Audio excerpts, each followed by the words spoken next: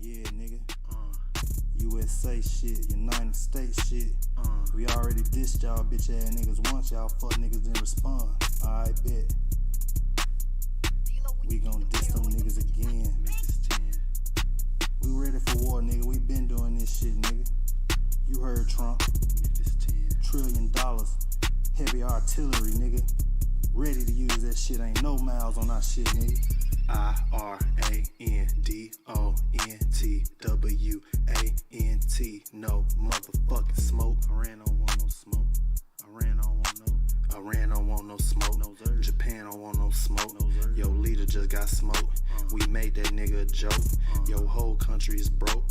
Third world little bitch. United States, we rich. We always been straight. We 50 strapped up states. Y'all broke ass ain't 8. Y'all water always brown. That shit can't be drank. We pulling up in tanks. Y'all population just shrank.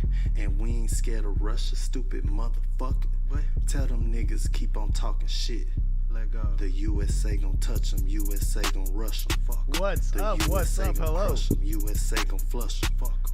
Korea think they tough and we gon' see who tougher. How's everybody doing? We gon' have to nuke and y'all gon' die for nothing. Boom. 100,000 troopers busting at the public. Fuck it. Welcome to the Nick stream. Be out here hustling. Fuck it. Trump gon' press that button. Y'all gon' die all of a sudden. Fuck it. Fuck it. Boom. Welcome. Yes, this is the Nick stream. We're getting it going while everybody rolls in. Just a little bit late today, but just hold up. I think you can hear me now that I have the mic up. Get money, you know what I'm saying? Real talk. Stop playing. United States. Donald Trump gon' press that button like it's nothing. We gon' send them nukes and y'all gon' get destructed. Fuck it. Right on. Hey, Stephen, Kilo Alpha 1, rigged election. Stephen Will, White Chocolate. Dean, what's up, Dean? Yeah, freaking wacko. Ivana Spencer, Stephen, Fish and Lunkies, everybody. America got them hoes and they be fucking. Y'all gotta marry before y'all touch it, man. Y'all can't be trusted. No, sir. IRANDONTWANT. No mother. What's up, Lin Yenchin? Don't want no smoke. Iran don't want. Fuck Iran. I don't understand the shit you Okay, say. so let's get going here. I'm very, very grateful that you're all coming in here to watch the Nick stream. We about to get it going real soon here. Get the Friday vibes rolling. Got plenty to get into. I think I have an actual show for you guys today. At least somewhat. So. Reading all your chats, very funny stuff. Yes, we're getting hype on a Friday. Iran don't want this smoke. That's what you're listening to. A little bit of hype music. Take us back to that era, huh? What was this era? 2014 politics, 2014 geopolitics, Iran, probably even earlier than that, actually. And it's just a different time. Back when Putin was wide, the memes were funny, MAGA, everything, all that. A different time, but thank you all for joining the Nick stream tonight. It's gonna be a fun one. I got an actual show, I think, planned for all of you today. So let me just do a final and very warm welcome and a hello to all my Nickers and Nickerettes out there in the chat and beyond. Welcome to another Nick at Night edition of the Nick stream. About to get it rolling here. I hope everyone is having a very nice Friday. And did you catch?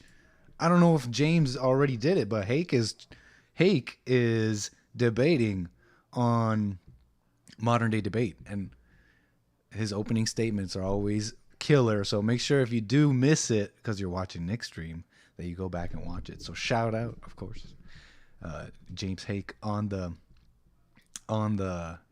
Modern Day Debate, debating Hunt Travelone. So yeah. And I see some of you in the chat are probably over there in Modern Day Debate chat as well. So that's cool. That's super cool.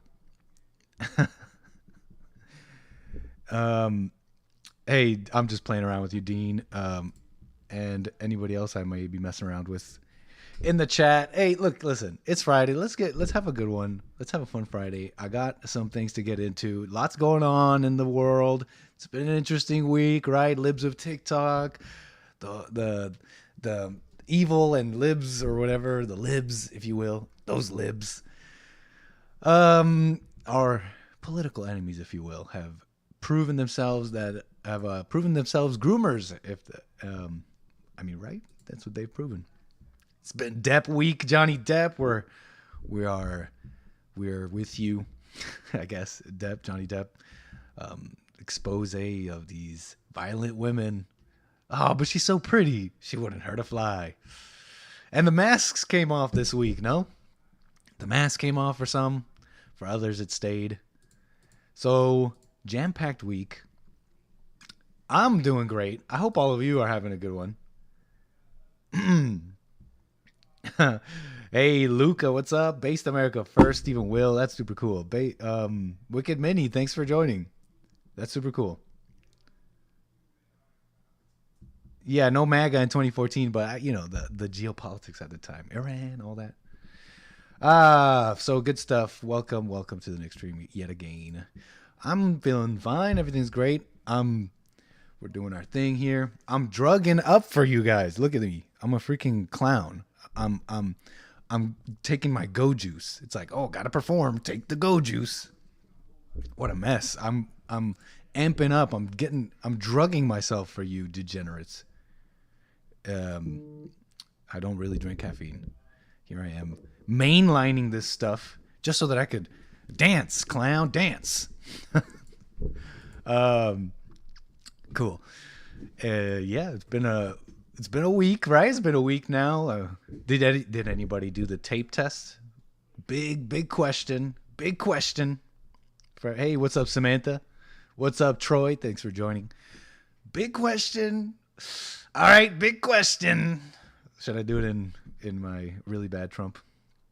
Put down the go juice. No, but I gotta go. I need to go for y'all. Dance, monkey. Big question. Okay. Did you do the tape test? All right. We love the tape test. Did you do the tape test? Did you guys get rid of the parasites for your country? Did you bite the bullet for your country? Huh? No? It's okay. I went to go see Jesse's biblical question, Nick tape test. Look, we got different priorities, all right? Jesse's dealing with the heart and the spirit. I'm dealing with your gut health. We got parasites infecting Americans' gut health, turning them against their own country. Messing around here. Okay, so doesn't that suck? You gotta say, "Oh, I'm messing around" or whatever. But yeah, it's been an interesting week since I've last seen all of you. I actually laid eyes on some very large trees. Some very, very large trees. It was really cool, actually. The 𝒔𝒄𝒊𝒂𝒍𝒔 made me do it. Right on, Based America First. So I went to Sequoia National Park last weekend. The day after the last Friday's nickstream. On Saturday, I went to go see some big trees. Pretty cool. Never seen anything like that. It was Sequoia National Park. What is it, about a 4-hour drive from here where I am. We made our way in the early evening, I guess. So I went to Sequoia National Park, not that far from what's called Fresno or Bakersfield, California. A couple hours away. It was really cool. I didn't expect the trees to be that big. For real. And we saw General Sherman. I'm not a picture person. As a tangent here, I've never been a picture person. I don't take pictures of stuff and things I do. Oh, I went to this concert, or I did this. I've tried to be that person, but I'm just not.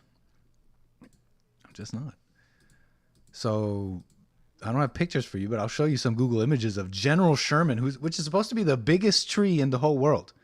Okay, so it's the biggest tree in terms of volume, meaning the most actual wood in a tree is in General Sherman. The tallest tree is the Hyperion, which is a redwood in northern coastal California, like really far away, pretty much, well, almost Washington or something. So the Hyperion tree is like 100 meters tall, like taller than Big Ben. That clock in the UK, in London or whatever. Big Ben in London, UK. Here, let me just show you some images. What I'm talking about. Like I said, I'm not a picture guy. Never been. I tried to be, but I'm just not. Hopefully there will be other people around me in life who are picture takers. You know what I mean? So these are just a little graphic. To see this tree all the way at the end here? This is the Hyperion Redwood, Northern California. But I saw this one right here. 84 meters tall, General Sherman, beast of a tree. It's actually the most voluminous tree in the world. So if General Sherman was as tall, let me think about this. If General Sherman was as tall as it is wide, I guess it would be way taller than the Hyperion, the tallest tree in the world. Right? So I'll just show you this real quick. It's a General Sherman, big boy tree. Really cool. No, Triple T, the one I saw, the ones I went to go see were sequoias. And they had fire damage, some of them, but the sequoias survived. They can handle that heat. They just get scarring and grow bigger. Trying to get a good the pictures really don't do it justice. It was really quite a sight, and you just don't expect, because you're driving up this winding road, up this mountain, up. You're going up like 7,000 feet above water, I guess, and you don't expect the forest and the everything around you to turn into this giant sequoia forest. It just suddenly everything is just, you're in a new world, you're in a new planet, a new alien planet with giant trees, and you just don't expect it. So it's pretty cool.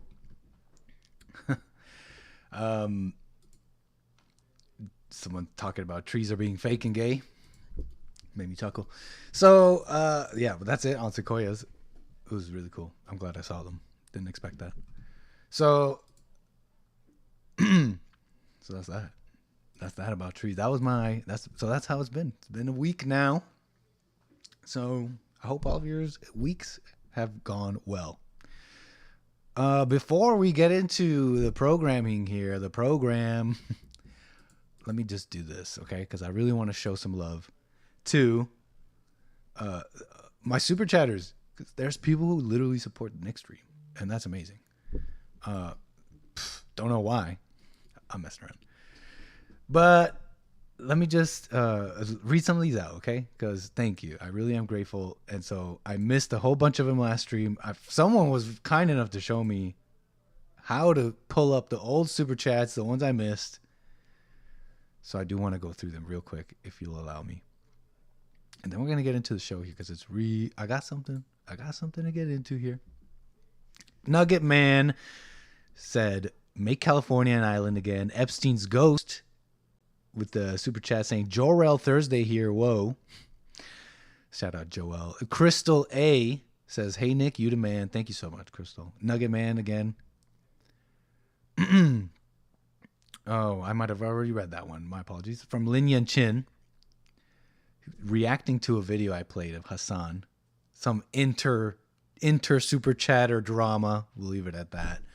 Lin Yan Chin says, though only a mouth breather, Hassan is closer to manhood than Ted Nonsense, who only chases the positive while fleeing the negative. A mama mess.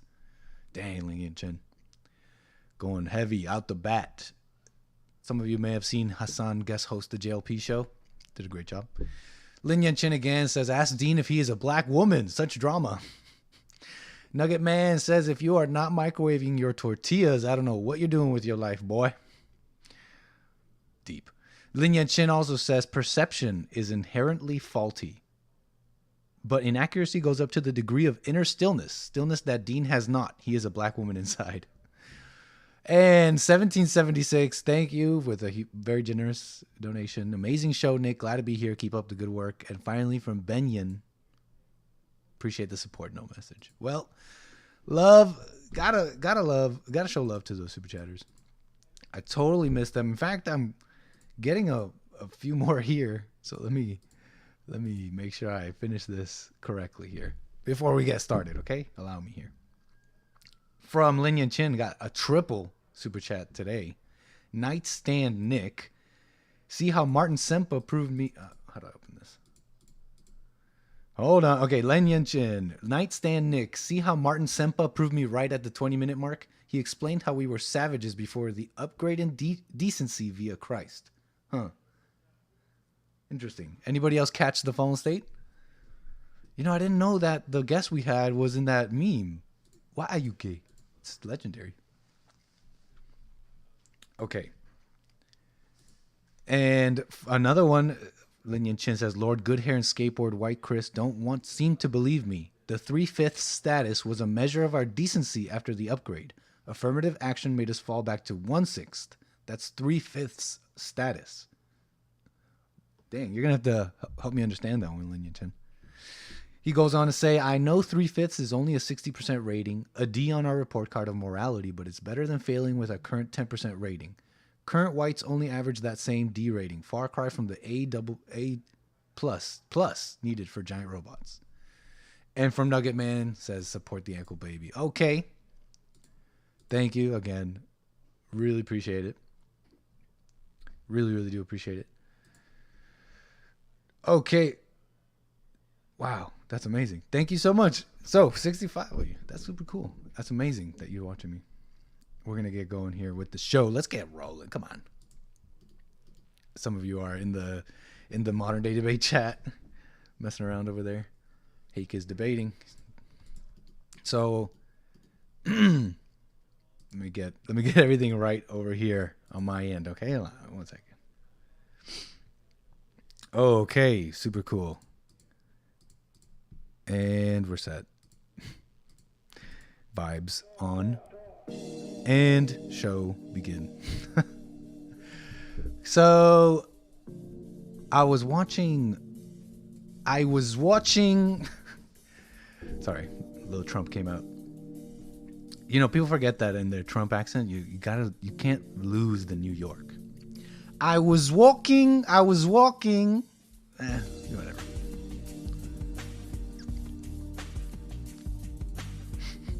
Okay, so what was I talking about? I was talking about numerous things, but one thing that I did yesterday was I was watching Netflix. I know, Netflix, why are you watching Netflix? Why are you watching this? Why do you have a subscription to this degenerate company? Okay, whatever. Something's going on with Netflix. No, there's some news. They're going down? I heard something about that. Anyways, I was watching John Wayne, the Killer. What was it called? It's called Conversations with a Killer, the John Wayne Gacy tapes. Anybody know anything about John Wayne Gacy? How's my audio? Let me make sure my audio is fine. Test. I think we're fine now. So, yeah, anybody know anything about John Wayne Gacy? American serial killer.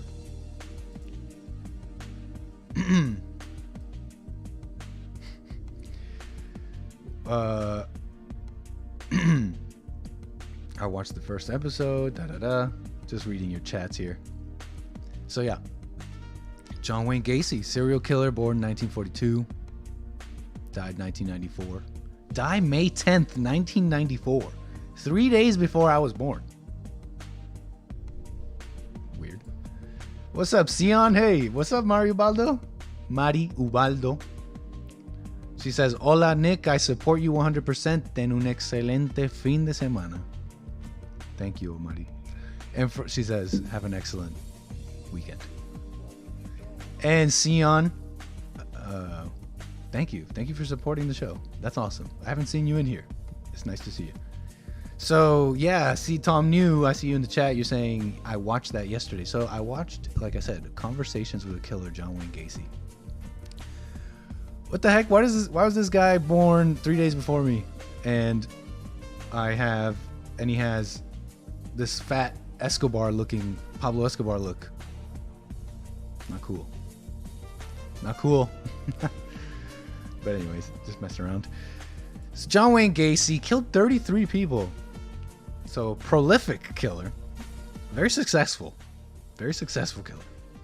And he was executed by lethal injection. May 10th, 1994. Maynard Correctional Center in Illinois. And so, yeah, it was an interesting documentary for a number of reasons. What the fuck? You're from 1994? You look like you're deep in your 30s. Thank you, JJ. Appreciate the... JJ Kemper, appreciate the compliment. So, John Wayne Gacy... number of interesting things with his upbringing in life. The experts were always wrong about him. They had all sorts of diagnoses for him. John Wayne Gacy had a thing with his own sexual degeneracy. Throughout the years, he you could say struggle or whatever with numerous sexual urges, besides other degeneracies and things that he was into, things that we don't even know about. And he dealt with homosexuality as well. And so the experts had all sorts of diagnoses, like I said. Oh, he was a repressed, trying to hide his homosexuality. So he responded in anger. All sorts of stuff.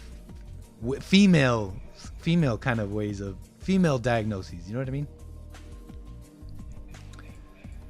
And so, but one thing they were right about him was how angry he was.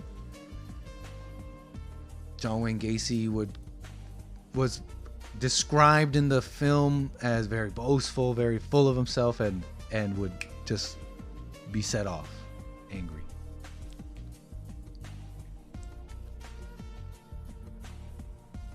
And so, that's what the experts say, right? Gacy was close to his mother and two sisters, but endured a difficult relationship with his father, an alcoholic who was physically abusive to his family. Interesting line, huh? There's a little description, actually, some text I read from this article on the Netflix film. Well, it's a series.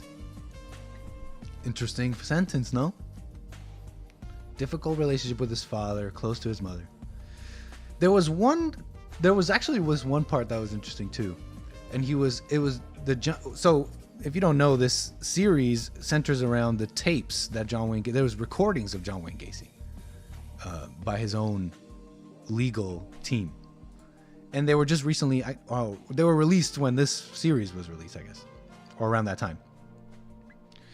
And in one of these tapes, John Wayne Gacy describes bisexuals. He describes them as such. Well, first, if you may not know this, but Gacy was part of a research. He was a chair, like a chair of this research group where he basically studied homosexuals. And in this one scene in this film that I was watching, Gacy describes what a bisexual is. He describes heterosexual, a man, someone who's into the opposite sex, a homosexual, someone who's into their own sex. But a bisexual is someone who will have, this is how he described it, someone who will have sex with anyone, where sex is purely mechanical for the bisexual. It has no emotion and no love, so-called love that they call, when people have sex, they feel love. But that's how he described it.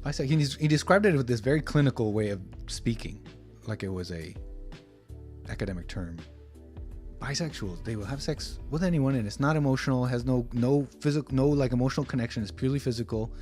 And so he was describing himself as a bisexual and how, just because he would have sex with a man does not make him homosexual.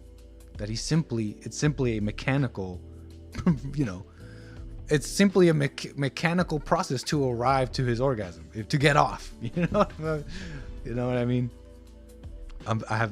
James has influenced me so much. I want to say sorry, kids. I want to say, hey, I want to use euphemisms. But it's late, right? The sun is going down. We can speak a little more freely.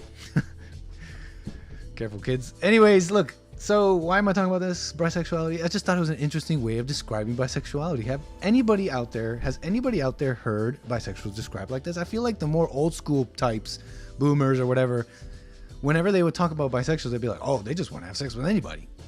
While for me, growing up or more recently, I just understood bisexuals as someone who likes both sexes, right? And is different from a pansexual, or, they have all these terms. So, it's just kind of interesting, right? Him describing bisexuality that way. It seems like I'm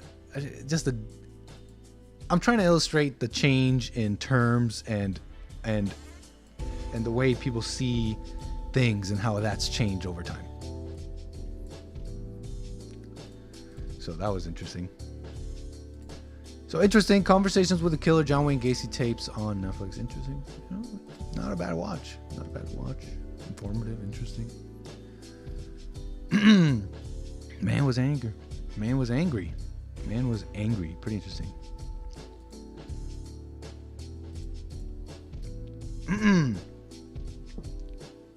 Let me just catch up on the super chats on all this.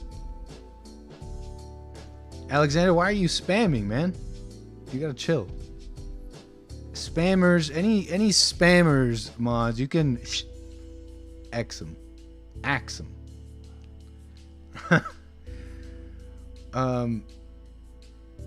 Yeah. So take this in. Speaking of gay killers, today's Earth Day. No? Yeah, today's Earth Day, right? Today is Earth Day. Pro-environmental day. That's what it is, right? Earth Day. I remember Earth Day. A couple of years when I was younger, we were supposed to turn off all electronics and lights for an hour. And we're supposed to, if all of us together turned off all the lights and everything for an hour, we'd be saving all sorts of electricity and helping the environment in all these ways, and because if we collectively shut off everything for an hour, right?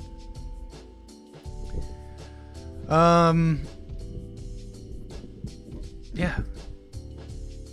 Earth Day. Anybody else do something like that? I remember turning off everything for an hour, and I remember getting into this huge argument with my, I guess, brother-in-law, my sister's husband, and I was this little kid. I wasn't that little, but I must have been in the 8th grade or something.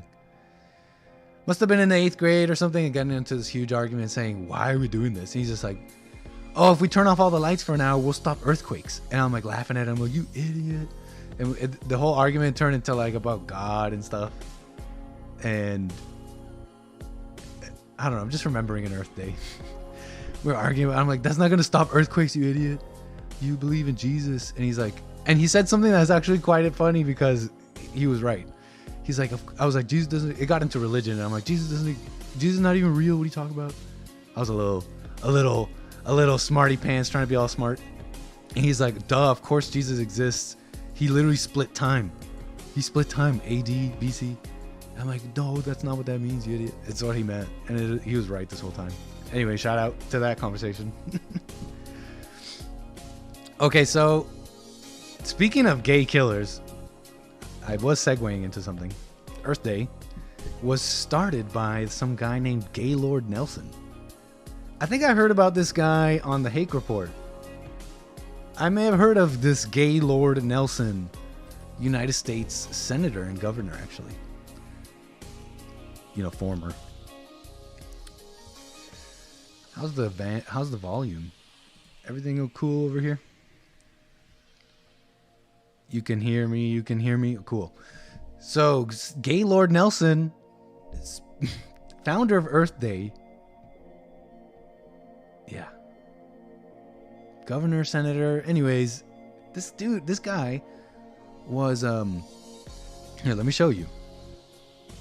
The Earth Day co-founder actually killed and composted his girlfriend. How green of him. Earth Day co-founder killed composted girlfriend. NBC News. Yeah. Yep. Oh no. You know what? My segue, I just ruined my own segue. Here I am saying, speaking of gay killers, and I'm talking about this Gaylord Nelson, but the actual killer, see, this is why I should do, I should do these things a little bit better. This is not really the like stuff I was going to get into. I'm kind of just preambling here. But I should still do my research. The actual gay killer I'm thinking of is Ira Einhorn, one of the co-founders of Earth Day, and it was found that he had, police basically found the composted body of his ex-girlfriend inside of a trunk. So, very green, very green. So he stayed true, stayed true to his green roots. So yeah, happy Earth Day to everybody. Happy Earth Day. So, yeah, so sorry about that. I was wrong. Ira Einhorn, not Gaylord Nelson. Still, Gaylord Nelson, I mean, why would you name your kid? Anyway, different time maybe, huh? So there's a major degeneracy going on in the world and in this country. And I want to make this, allow me a moment to paint this picture and make this point here before we get into calls and a bunch of other fun stuff. Got plenty to get into. Thanks, Lin Yan Chin. Appreciate that. Yeah. Shane, what's up, Shane? Kind of a new name. Maybe you've been here before. Welcome. Arctic Turn, what's up? So, major degeneracy. Give me a second. Let me collect my thoughts. So, killers, gay killers, sexual degenerates in other ways, right? You're following the mashtuka. You're following me a little bit here. What's he talking about? Okay. This week has been another interesting, it's been the continuation of a battle going on in the country that's been going on for a week. The week before, maybe even a week before that. Parents fighting Disney, right? Disney. You heard about this. Disney is like full on pro-gay, full on groom kids, full on, inject queerness into all child programming. These were words said by actual execs and Disney and leaked videos. Okay. Articles coming out with animators from Disney admitting to putting gay stuff and sexual innuendos in films and in animations all throughout the years, right? Infiltrated all the way to the top with this queer child having mother, Carrie Burke, this lady with two queer kids, one of them transgender no less. She's all proud of it. You've seen her. Carrie Burke, leaked videos, all this stuff, okay? All this stuff with Disney. And it turns out they were like their own country. You guys hear about that? Turns out they had like this crazy tax exemption and all that. Anyways. Before that, though, watch this. I want you to watch this with me. And so if you caught the Hake report earlier, you probably saw this clip. But I know when I saw it before the Hake report. They can that I was going to comment on this. So please watch this with me. So basically, like if they have their baby, they can neglect them for 7 days. She's going. This is sad, by the way, Savannah. She previous producer of Elijah Schaffer and worked with InfoWars, been around. She's doing this man on the street asking Californians about this bill dealing with infanticide. She's calling the infanticide bill. Well, what's going on is abortion. It's an abortion thing. And California is allowing some crazy stuff. So watch. So basically, like if they have their baby, they can neglect them for 7 days, and if the baby dies, then they can't be held criminally liable. What do you think? Yeah, I think whatever like helps women and helps them achieve their like dreams and however that needs to like happen is definitely acts to help. That is helping all of us. So I prefer that most women make their decisions at 8 weeks, but I'm also in support of 10 months out of the womb. So you think babies should be aborted 10 months after they're born? If the mother wants to, yes. I think fuck them kids. So if like you want to get a late-term abortion, like that's up to you. You know, I've had an abortion too, and it was my choice, and I'm happy I had that choice. I've had an abortion myself. Would you guys get an abortion again? Yes, 100%. 100 times. I'd do it multiple times. Until I feel that I'm ready to parent, that's a choice I'll continue to make. So basically, like if So, pretty depressing, I know. Pretty depressing, Doom Jesus. So, you heard that clip, right? You heard what I heard. You saw this. Savannah asked that first lady, then they can't be held criminally liable. if women, this new bill would let women just let their newborn infant just die. Dies, then they can 10 days, and if the baby dies, then they can't be held criminally liable. Not criminally liable. What do you think? Yeah, I think Yeah. whatever like helps women and helps them achieve their like dreams No matter what, whatever helps women achieve anything they want. and however that needs to And you got this second guy So I prefer here talking about, I would prefer it if things were done this way, and in his preference is still weak. I'd prefer it if they did it before. What that most women make their decisions at 8 weeks. at 8 weeks, right? That's the safe time. So apparently according to him, that's the safe time to kill a baby. But I'm also in support of 10 months out of the womb. So maybe this guy's I don't know, mistaken. Maybe he meant something else, but 10 months out of the womb. Okay, that's like almost a year-old baby. So you Could it be? Could it be that that's where we are, everybody? Is it possible that that's where we are? The sad part is that it very well might be true. It could very well be what he meant. think babies should be aborted 10 months after they're born? If the mother wants to, yeah. 10 months after they're born. I mean, Sav basically clarifies herself, and if this isn't cut weird, it seems like that's what he believes. I think fuck And then, of course, this woman here. Look. I'm not even like shocked or appalled by this. Black women. I'm not surprised. Look at her. so if Black women don't care about that. They literally don't care. All women who are doing this abortion stuff hate men and hate children, and they're just as bad as this black woman. But I'm honestly not surprised, because black women are the leaders at this. Black women are the leaders at they significantly abort children more. Black women, almost 5 times the abortion rate of black women is almost 5 times that of white women. Guttmacher policy review, guttmacher.org is where I got that from. So I'm not even surprised about that. Hold on. But yeah, is this where we are? Could it be? Is this like, we show crazy videos and all, it's like, oh, okay, crazy. Oh, look at this crazy video. Look at me. Let me comment negatively about this crazy video. For me, this video is more of like a marker. Is this where we are? Are we really here? And think about anger for a second and hate. There's only anger can blind you so much that you would justify killing, children, killing babies in the womb. Only anger could. There's only hatred could make you that blind, because that's what it is.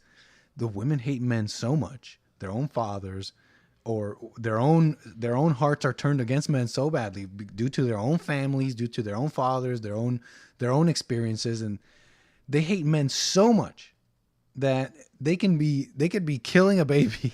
Like, this is a little bit hyperbolic because they're not taking a knife to their own child. But imagine this for a second. They're so blinded by anger. They're like, you can't tell me what to do. You dumb man. You can't tell me what to do with my body. You patriarchy. It's high time. You're not going to tell me what to do. It's high time that I get to do whatever I want. Anyways. And they're that mad and yelling this that they could be killing a baby, going like, yeah, I'm righteous for this. I'm righteous in what I'm doing.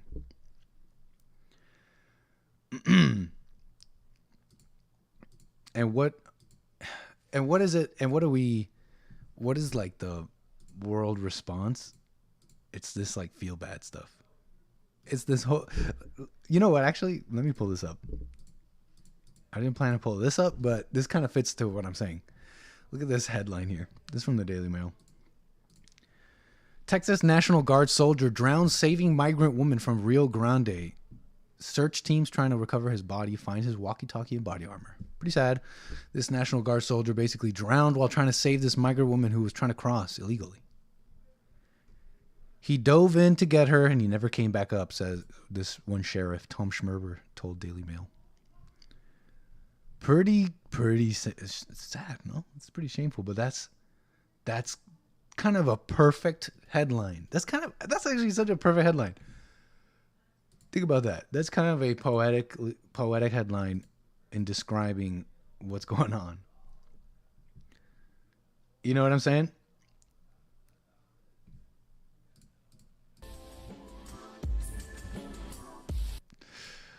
You know what I mean here?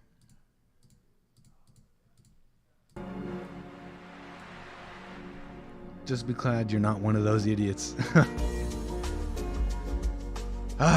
So yes. That's quite the illustration. Are you talking to me, Based America First? Are you talking about me? Because I have not done illustrating.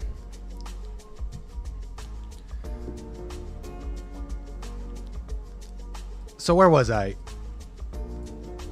That was an interesting headline. No, kind of poetic explanation of what's going on in a lot of Americans' kind of like minds and hearts. This feel bad.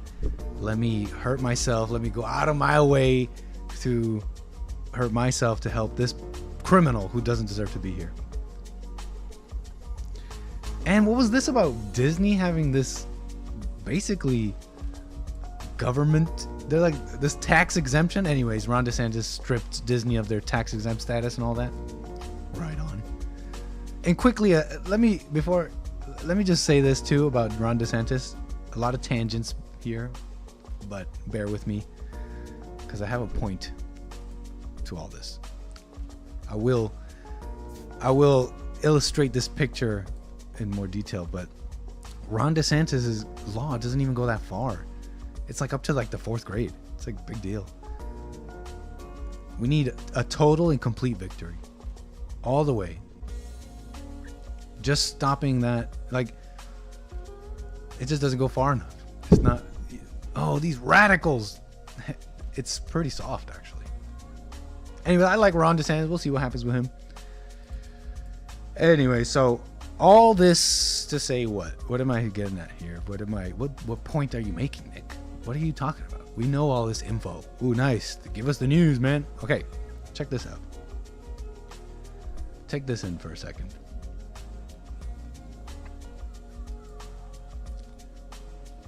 Did you know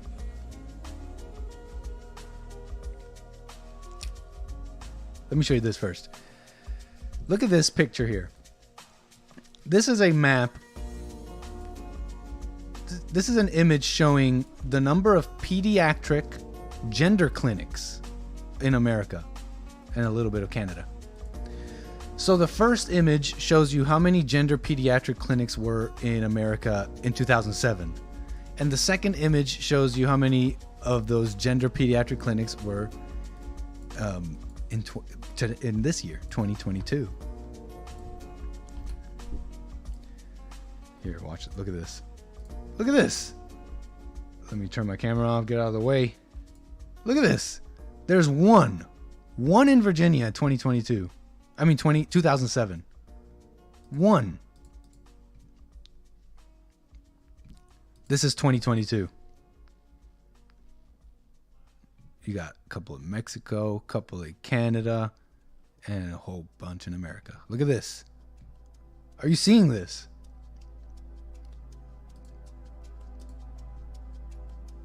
Are you seeing this? And so I'm researching all this stuff because I came to a very interesting conclusion. A very interesting, conclusion or realization from some stuff I was reading. Some of those good old peer-reviewed journals by these good old scientists. I love doing this like Trump. We got good old peer-reviewed journals by these medical great doctors. We love those doctors. So what did I learn? What's the conclusion? Okay, so I'm reading this stuff, and it turns out that merely learning about mental illness, as it's called, is enough to exhibit the symptoms of that mental illness. There's something that's not widely talked about. That the mere knowledge of in many patients, especially at least in this study and a few more, what are they called? Patients in a study, like what, research applicants, whatever. These people in this study were basically, they started exhibiting the symptoms of whatever mental illness they were told to study and they were told to, read up on and all that. Take that in. Simply learning about the symptoms, simply learning about a mental illness's symptoms and reading about it is enough for a lot of people for them to start exhibiting the symptoms of that mental illness. Interesting? Don't you think? It's like that's the true mental illness. Wait, let me fix my camera. It's like that's what mental illness really is, the true definition of mental illness. That's mental illness. The true mental illness is the fact that your mind, sorry, my phone's ringing.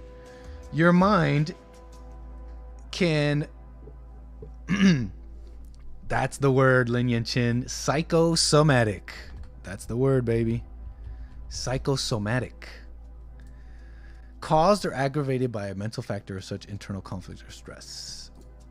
Psychosomatic disorder or psychological condition involving the occurrence of physical symptoms usually lacking a medical explanation. Here's the thing though, is they're not just sometimes they're not even like random symptoms. Sometimes they fit the symptoms to a T of a particular mental illness. Like for example, the one that you're reading on. Like for example, I don't know, like children, reading about gender dysphoria, young people on Tumblr getting psychosomatically,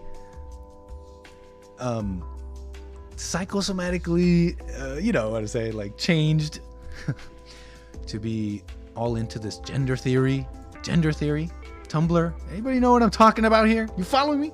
Tumblr. This is something that this Helena girl talked about. Okay. There's this girl.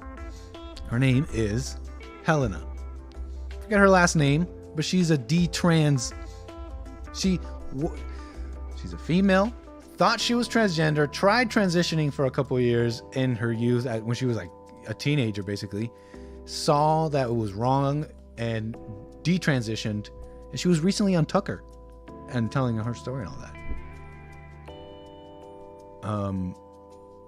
She describes how she was basically indoctrinated by Tumblr and older people on Tumblr spreading gender ideology. What about major depression that leads to suicide? It's a genuine mental illness. What do you mean, JJ Kemper? What do you know about suicide, JJ? What do you know about depression? I'd like to hear from you. Maybe I'll take a call and you can call in, JJ, about it, but let me just finish this. So, what was I saying? The mind. Simply learning about a mental illness is enough to cause you to exhibit emotions, exhibit the symptoms. Exhibit enough symptoms to be diagnosed. Exhibit enough symptoms to be given pills. Pretty interesting. Okay, pretty interesting, no? Isn't that true? Man, I just found that very deep. So, what was I getting at here? So this Helena girl, let me just show you who I'm talking about. This is Helena's Substack. She's talking about her story. I don't know what her name is. Tucker D-Train, her last name, I don't mean. Helena Kirshner. Anyways, you know what's crazy about her appearance on Tucker? Is that her appearance on Tucker was removed on YouTube. People reposting her interview. I think even the Fox people posted Helena's interview on YouTube. YouTube took it down.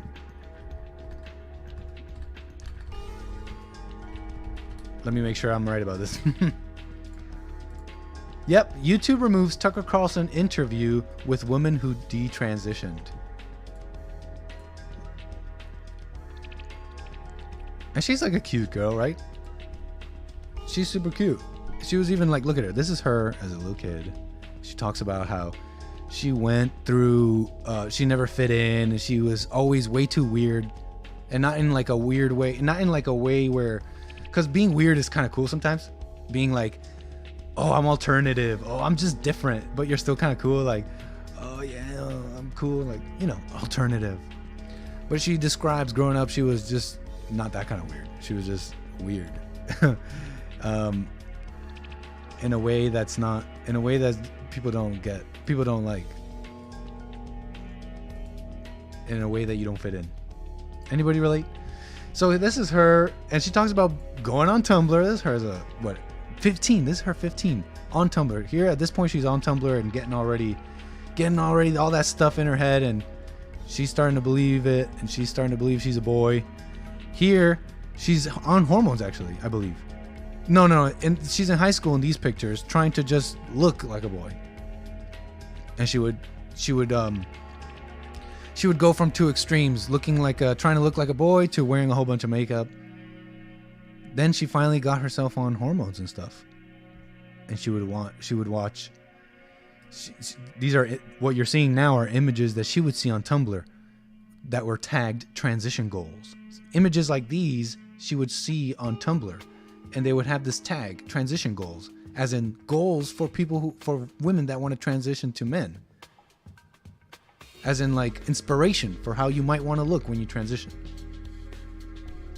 And you see this style, it's like this pretty boy, this skinny pretty boy style, which young girls like.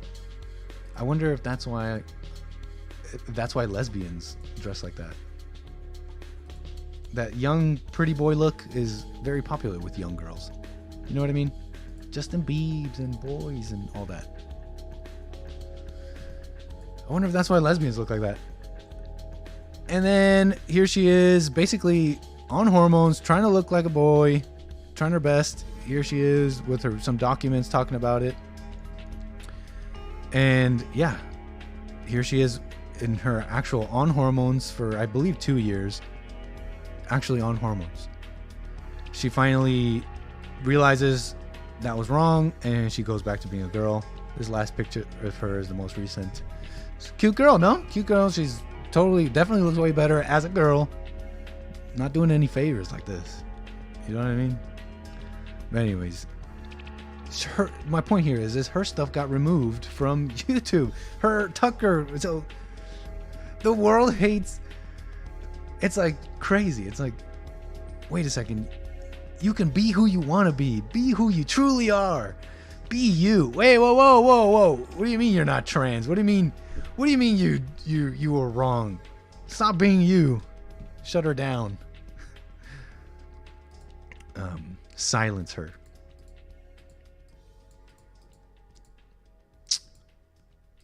Anyways, what else do I have to say about that? Not really much. I was just kind of really taken aback by that. very true fact about just how common it is to mentally convince yourself that you have a mental illness, so-called. I think it goes even farther. You know, I think a lot of these mental illnesses described in the DSM and other places, academia and doctors, that they're just simply misdiagnosing spiritual issues. Imagine thinking depression is a medical issue. Like, I guess you can't blame them, because people who believe in depression, they're into like the physical world usually. They're usually into like causation by the physical world. Oh, the slapping together of chemicals in the brain. Something went wrong there, and I'm depressed, so I need pills. So I guess in their worldview, it actually makes sense. It's actually genius. But they're so wrong, it's not even funny. Even though I laughed. So yeah, depression. Imagine mental illness is literal lack of chemical balance in your brain. Antidepressants fix it. Clinical depression causes horrible mental pain and exhaustion. That's why it causes suicide. That's what 𝒔𝒐𝒄𝒊𝒂𝒍𝒔 says. Look at suicide rates. How many of these people were diagnosed with mental illness before? Clinical major depression causes terrible mental pain and exhaustion. It's chemical imbalance in the brain. Here's what's crazy. 𝒔𝒐𝒄𝒊𝒂𝒍𝒔. What's crazy about what you're saying is it's interesting how people just repeat things. If you're gonna argue about mental illness and depression, for example, then you should at least kind of catch up to the what academia is saying about it, because the whole chemical imbalance, school of thought is kind of not really widely adopted, because the whole chemical imbalance school of thought comes from theory. Anybody depressed out there? Do you take pills for your depression? I dare you to go to your doctor and ask your doctor, why are you depressed? If they say you have a chemical imbalance, then ask the doctor. I dare you to ask your doctor, show me my chemical imbalance. If they're wondering what you mean, tell them, is there a test? Is there some way that we can test my chemicals versus some form of baseline chemicals? Is there any way to see that my chemicals are imbalanced? My chemicals, don't show me someone else's. Take a test that show me my chemicals are imbalanced, and that because of that imbalance, I'm depressed. But what you may not understand about this chemical imbalance school of thought is that it's purely theoretical. They reverse engineered it, if you will. The whole theory comes from the fact that SSRIs, antidepressants, they stop the reuptake of this chemical called serotonin in your brain. And this serotonin is usually used by the brain for numerous things. But if you stop the brain from reuptaking it, so to speak, meaning using it somewhere else, and you let the serotonin accumulate, then the positive effects of serotonin, the so-called happy chemical, will accumulate as well, and you will stop being depressed. And so once these doctors or whatever found that this pill increases your serotonin, they thought, well, then clearly the lack of serotonin is the cause of depression. But an actual test to find out if someone is chemically imbalanced has not been done. So the whole thing is purely conjecture. So like I said, �𝒐𝒄𝒊𝒂𝒍𝒔, the whole chemical imbalance school of thought is just outdated, and for the intellectuals it's undated, and you can keep looking if you want to, intellectuals, keep searching, but the rest of us know that it's a spiritual thing. It's something wrong with the spirit.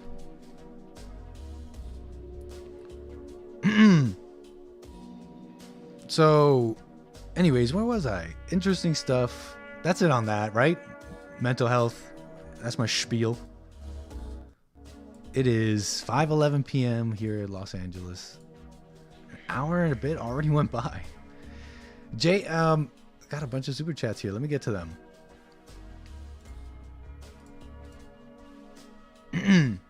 Hey, what's up, Donnie Armour? Appreciate you coming. Appreciate you showing up.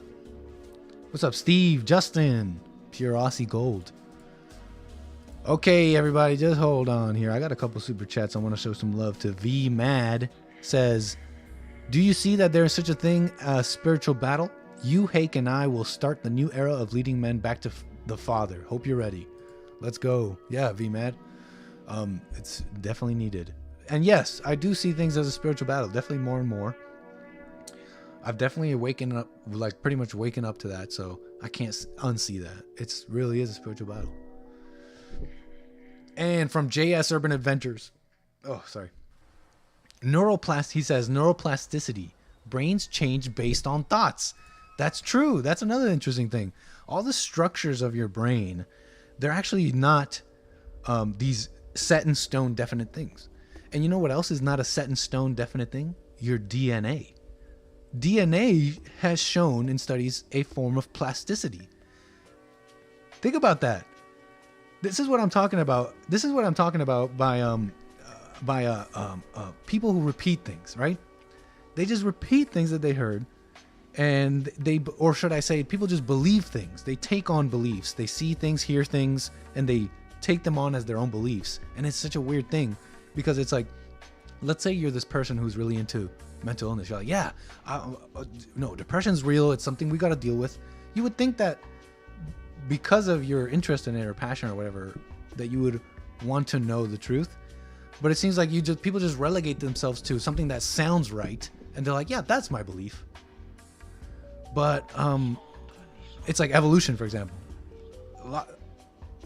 Whether you believe in it or not, the literature and the stuff has changed. It's not what people used to say when we were in school, and yet people continue repeating things.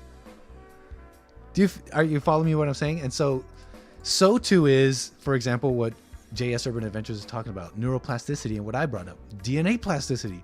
DNA is this set of genetic code, and it predetermines all this stuff about you. But that's just not true. DNA plasticity seems to suggest that that's not true. That your very experiences can transform your DNA is quite an interesting prospect, right? Okay, so what was I doing here? That was it for Super Chats, I think. So thank you very much.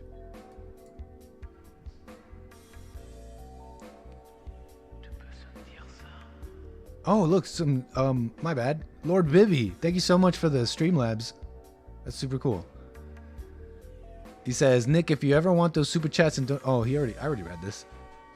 And this other one, Nick requests a tape test. By golly, we gonna do a tape test. I think I read that one as well. But it's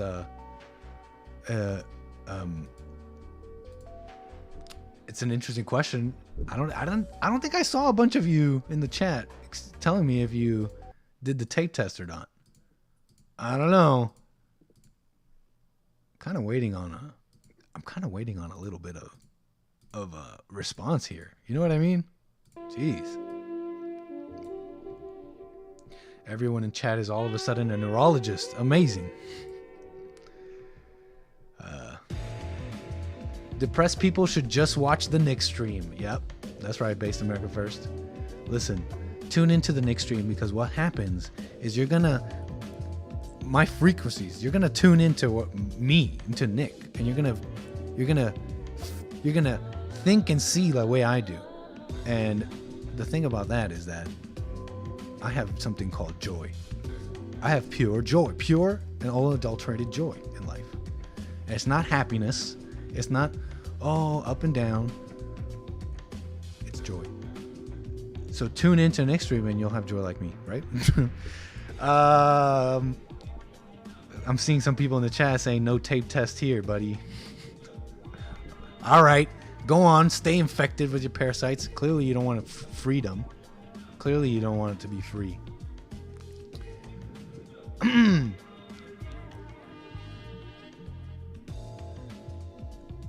Sorry, just reading chat here.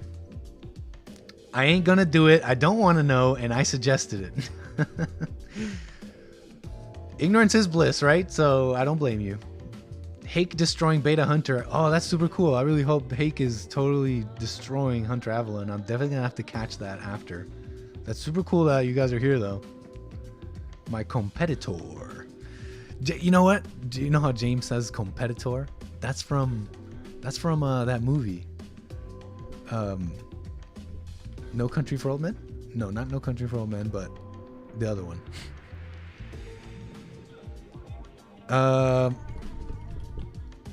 What's that movie and they're miners? They're like prospecting for oil. They're oil prospectors. And they're like oil drillers. There will be blood. Daniel Day-Lewis, he says, my competitor. And I'm telling you, that's where he got it from. Yeah, Iron Phoenix, there will be blood. Okay, let's move on here. Wow, Lin Yan Chin coming in strong with the super chat saying gene expression is in a feedback loop with our emotional equilibrium. Inner stillness of the heart grants the best balance. Inner noise is the worst. Very true. If you got that, then you got it. You can see. And if you didn't understand Lin Yan Chin, then maybe there's something wrong with you. Okay. Dang, 518, amazing. So what are we gonna do here? What are we gonna do? So that was pretty much my show, right? I had an actual show for you guys, but you are now entering the off the cuff zone. You are now entering the, you know, off the head top zone, from the top zone. You know, feel me? So we're gonna do a little break here, tiny little break. Gonna open up the lines. And we're going to get into some calls. What do you guys say? Some calls. Maybe tune into Hunter V. Hake a little bit. And then we got some fun stuff to get into. We got videos and some interesting stuff that I want to get into. Yes? Y'all down? All right, let's keep it going this Friday. But first... Wait, hold on. But first... 45 minutes left on the modern day debate. Okay, cool. Very nice. Very nice. I'm going to keep the wheels moving with this tiny break.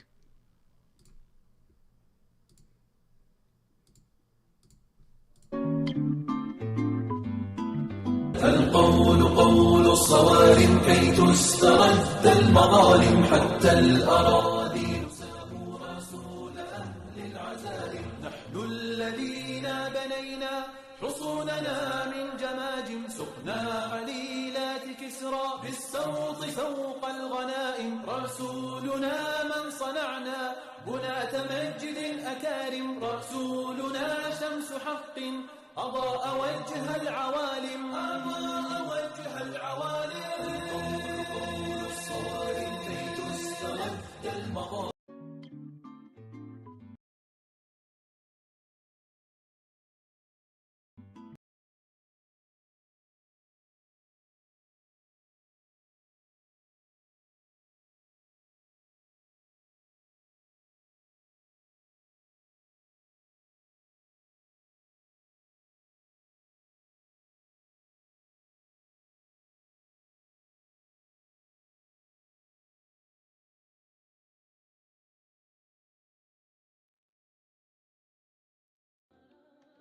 Good evening, my friend. How are you? We're doing all right. Just got home. What's up? Hold on, Rick. Everybody, I was muted, so nobody heard what I said. Basically, I got back from the break and I was saying, don't know what video that was. Not sure what video just played. I think I played the wrong video. Anyways, back to the Nick stream though. Sorry about that. I'm not muted anymore. I got Rick from Maine on the line. Numbers on the screen, 760-515-3855 if you want to get on the Nick stream. But Rick, welcome. Thanks for calling the show. How you doing? I'm doing all right. I just got home. How you doing this evening?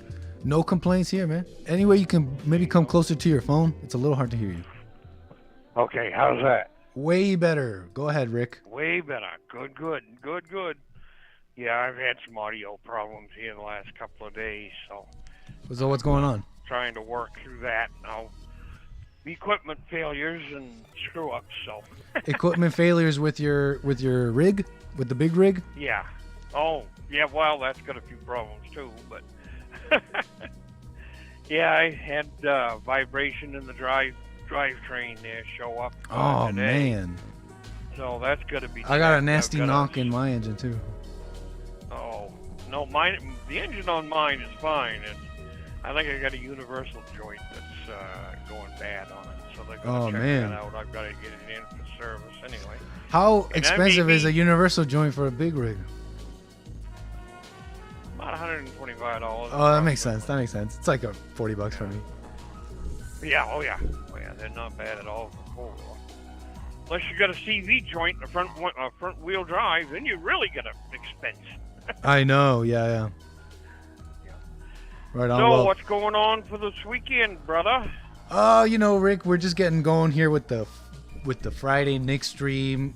Pretty much just got through what I wanted to say about a couple things, and then we're about to get into some fun here, some videos and stuff I want to get into as we take some calls, right? Yeah, that's right. That's right. Nice. All Right on, Rick. Well, Well, let's get at it. That's super I cool. wanted to say howdy. Super cool. Thanks, Rick. Appreciate the call. Moving those wheels. You're welcome to call. Yeah, truckers out there, they listen to the Bond Network programs here a lot. So shout out to those truckers. Always appreciated.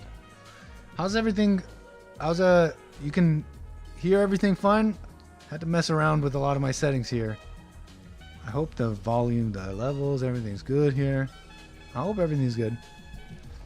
Hunter's gonna need to take another emotional break after this debate. Oh man, I really hope the debate is going well. Sounds like it is. It sure sounds like Hake's debate is going well, so I'm glad. Let me take this call here as I set up the next thing. All right, caller, you're on the air. Go ahead. Oh, hey Nick, it's Armando. I called you like 2 weeks ago. Armando, what's up? How you doing? Where are you calling from? California. Yeah, you called before. How's everything? Everything's well. I wanted to make a comment about that, like the parasite stuff you were talking about last week. Oh, last week? Yeah. Okay, go ahead. And first of all, let me just interrupt for those that don't know. Basically, last week I was having fun doing a little tongue-in-cheek segment about parasites, and basically we went all the way from a lot of people are, maybe it's very quite possible that people are walking around with parasites in their stomach and then they don't know it. We went from that very possible thing and also made the wild claim that these parasites could possibly be affecting our minds. Right, Armando? You were there for that? Yeah. First, I just wanted to say that me and my dad, we really enjoyed church when we visited for the first time. We really liked it. Oh, I totally remember meeting you, man. Yeah, it really was a pleasure. Yeah, just one weird thing I just want to say. I don't know why, but yeah, when before going there, the night before too, I don't know. I felt like I couldn't breathe and stuff. I don't know what was going on with me, but as soon as I stepped through Bond, man, I don't know. It was just weird. Like I could get a full breath again. And so I just wanted to say that real quick. You couldn't breathe all the way in? Yeah, like I just feel like I couldn't take like a normal breath, you know, and that was like happening to me all weekend. But as soon as I stepped into Bomb Man, I don't know, it was just weird. It went away. Huh? Maybe you had a demon. Maybe you had a demon on your back. You ever hear stories of people who get like sleep paralysis or whatever, and they wake up and they feel like a demon is holding their chest down and they can't really breathe well? It happens to me a lot. Really? I hear stories about that. And then maybe you walked in, and the demon couldn't follow you in. Or maybe you have asthma. Probably. Maybe you were having maybe your asthma was flaring up. Nah, I don't have asthma. But anyways, back to the parasite stuff. Yeah, go ahead. So I didn't really get too deep into like I did come across some of that stuff. I did a little bit of reading of it. But the stuff that you were talking about last week. So you had heard about it before I talked about it? A little bit of it. I didn't get too deep into it and read all into it, but when you were talking more about it, I kind of got hit with a little bit of a realization. You reminded me of something, kind of. You remember the queen story time or whatever. Those For people sure. that are reading to kids. Yep. There's a picture I'm pretty sure you can find on Google. But there's that one drag queen with like the horns and stuff, looking like a demon, and she's Looking like a parasite. is holding a book, a children's book, and on the book, if you zoom in and look at it, it says it's okay to have a pet worm. No way. Yeah, and the next You're page messing with me. Let's search it up. Just search up drag You are not queen helping. story. You are not. Oh my God, I found it. You are not helping my. You're not helping the mental health of some individuals in chat. You are justifying. You are making this way too real. Look, okay, everybody, look, I found it. Look at this. This is some specimen of a drag queen, some freaking person. And I don't know if this is the one you're talking about, but this person is holding up a book, and there's two worms on it, and it says "Worm Lover's Worm." No, not that one. It's another one. It's like So there's more worm drag- stuff going on. Yeah, the next page next to it should say it's okay to be proud of yourself or something. But it's another one with the drag queen with like horns, like a bunch of horns. That's what they're wearing. I think I might have found it. So anyways, go on. You were saying? Oh, I found it. I found it. Oh yeah, found yeah. it. You put it up on the screen real quick. Yeah, let me get a better image. Oh, these are all Yeah, horrible. that's the one I'm talking about. These are all horrible That's the one images. I was talking But about. okay, go on. Say what you wanted to say about that while I try and pull up a good quality image. So, when I realized that, I remember that picture, and then, I started listening to the things you were saying. Also, I know someone who works at a school, and they say that in their classroom, like the sixth graders, like it's a sixth grade class, like more than half the boys identify as gay, and more than half the girls identify as lesbian. And so More when than you talk half? about more than half of both boys and girls. And so after listening to the stuff you were talking about, and I see this, this stuff with the drag queen stuff, I just kind of connect the dots, thinking like they're preparing the next generation, or even this young generation, with the rise of homosexuality and stuff. I'm pretty sure we're gonna start hearing more common stuff of like, the gay people, having worms and stuff, or parasites, because there is articles too, like That's wild, man. Gay, and so like I'm thinking they're trying to normalize it and remove the stigma. They're gonna say like, oh, it's okay if you have parasites. Don't worry, you're fine. Like, Okay, let's be objective here, because although we're having fun here, and that is quite an image, that two different drag queens are holding up books for children positively talking about worms, some positive parasite propaganda, if you will. But objectively speaking, we can't be sure what. I mean, having a pet worm and this worm lover's worm, it's a children's. I mean, I'm not saying that's what it is. I'm just saying my perspective. Like, that's kind of like, at least like kind of what I'm kind of seeing or drawing. I know, like, I don't want to jump to conclusions, but that's just kind of what the vibe I'm getting. Yeah, well, like I said, I think it's best. It's kind of fun. We're doing this tongue in cheek about the parasite thing, but I think it's when you stay in reality, My point here is that whatever you may learn about parasites and all that, there's a lot of conjecture that needs to be done. You need to like kind of make assumptions to arrive to some of these things, and so you got to be careful with that. And that's fun, and it's fun to have fun with that, but when you stay in reality, you actually don't need to do all that. You don't need this book. Look at the person holding the book. This person with horns is literally telling you a lie about transgenderism and teaching sex to your children. So the thing they're trying to normalize, whether they're trying to normalize parasites or not, the thing they're trying to normalize in your face is the drag queen stuff. So, you know what I mean? So there is normalization happening for sure. Well, like I'm just saying, like I'm just kind of looking at more like the deeper meaning of something. Not trying to just dwell on it or focus all into it. Just just doing some analyzing. And like I said, and I appreciate your call, by the way. I remembered about that picture because like when I was hearing you talk last week, and I was like, wait a minute, like I remember seeing something about worms or something. Like, You know. That is the wildest yeah. picture, man. I can't believe this exists. I swear, Yeah, I'm man, talking about worms, and there's a literal drag queens with pro worm propaganda. This is too good to. This is like, you can't write this better. Yeah. Hey, Nick, real quick. Go ahead. What kind of tape should I use? Apparently, you're supposed to use Scotch tape. No, wait, duct tape. No, sorry. What's the one that's like kind of papery? Scotch tape, right? No, not Scotch tape. The one that's, no, not Masking. Scotch tape. It's the. Oh, all right. What's the one that's kind of like paper? Masking tape. Tex-Mex. Maybe I'll take one for the team in. I'll give you an update. Tex-Mex. Look, Tex-Mex, I know you're in the chat. If you're still in the chat, give us a heads up. What kind of tape were we supposed to use again? Sorry, we didn't take notes. Right on. Well, right on, Armando. Appreciate your call, man. All right, Nick. Well, have a good Friday, wild man. stuff. I appreciate the reporting on this very important topic and very interesting stuff. All right. Have a good one, man. Right on. Moving those wheels. Wow. The tape test is so much more important now, everybody, even though I didn't do it.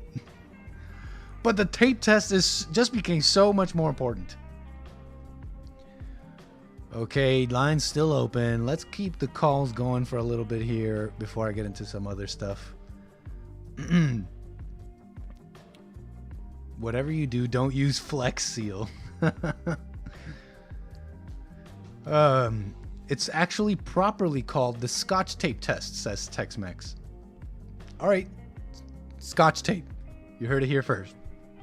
You may have heard it somewhere else first, but you also heard it here. Okay, let me see. What can we get into here?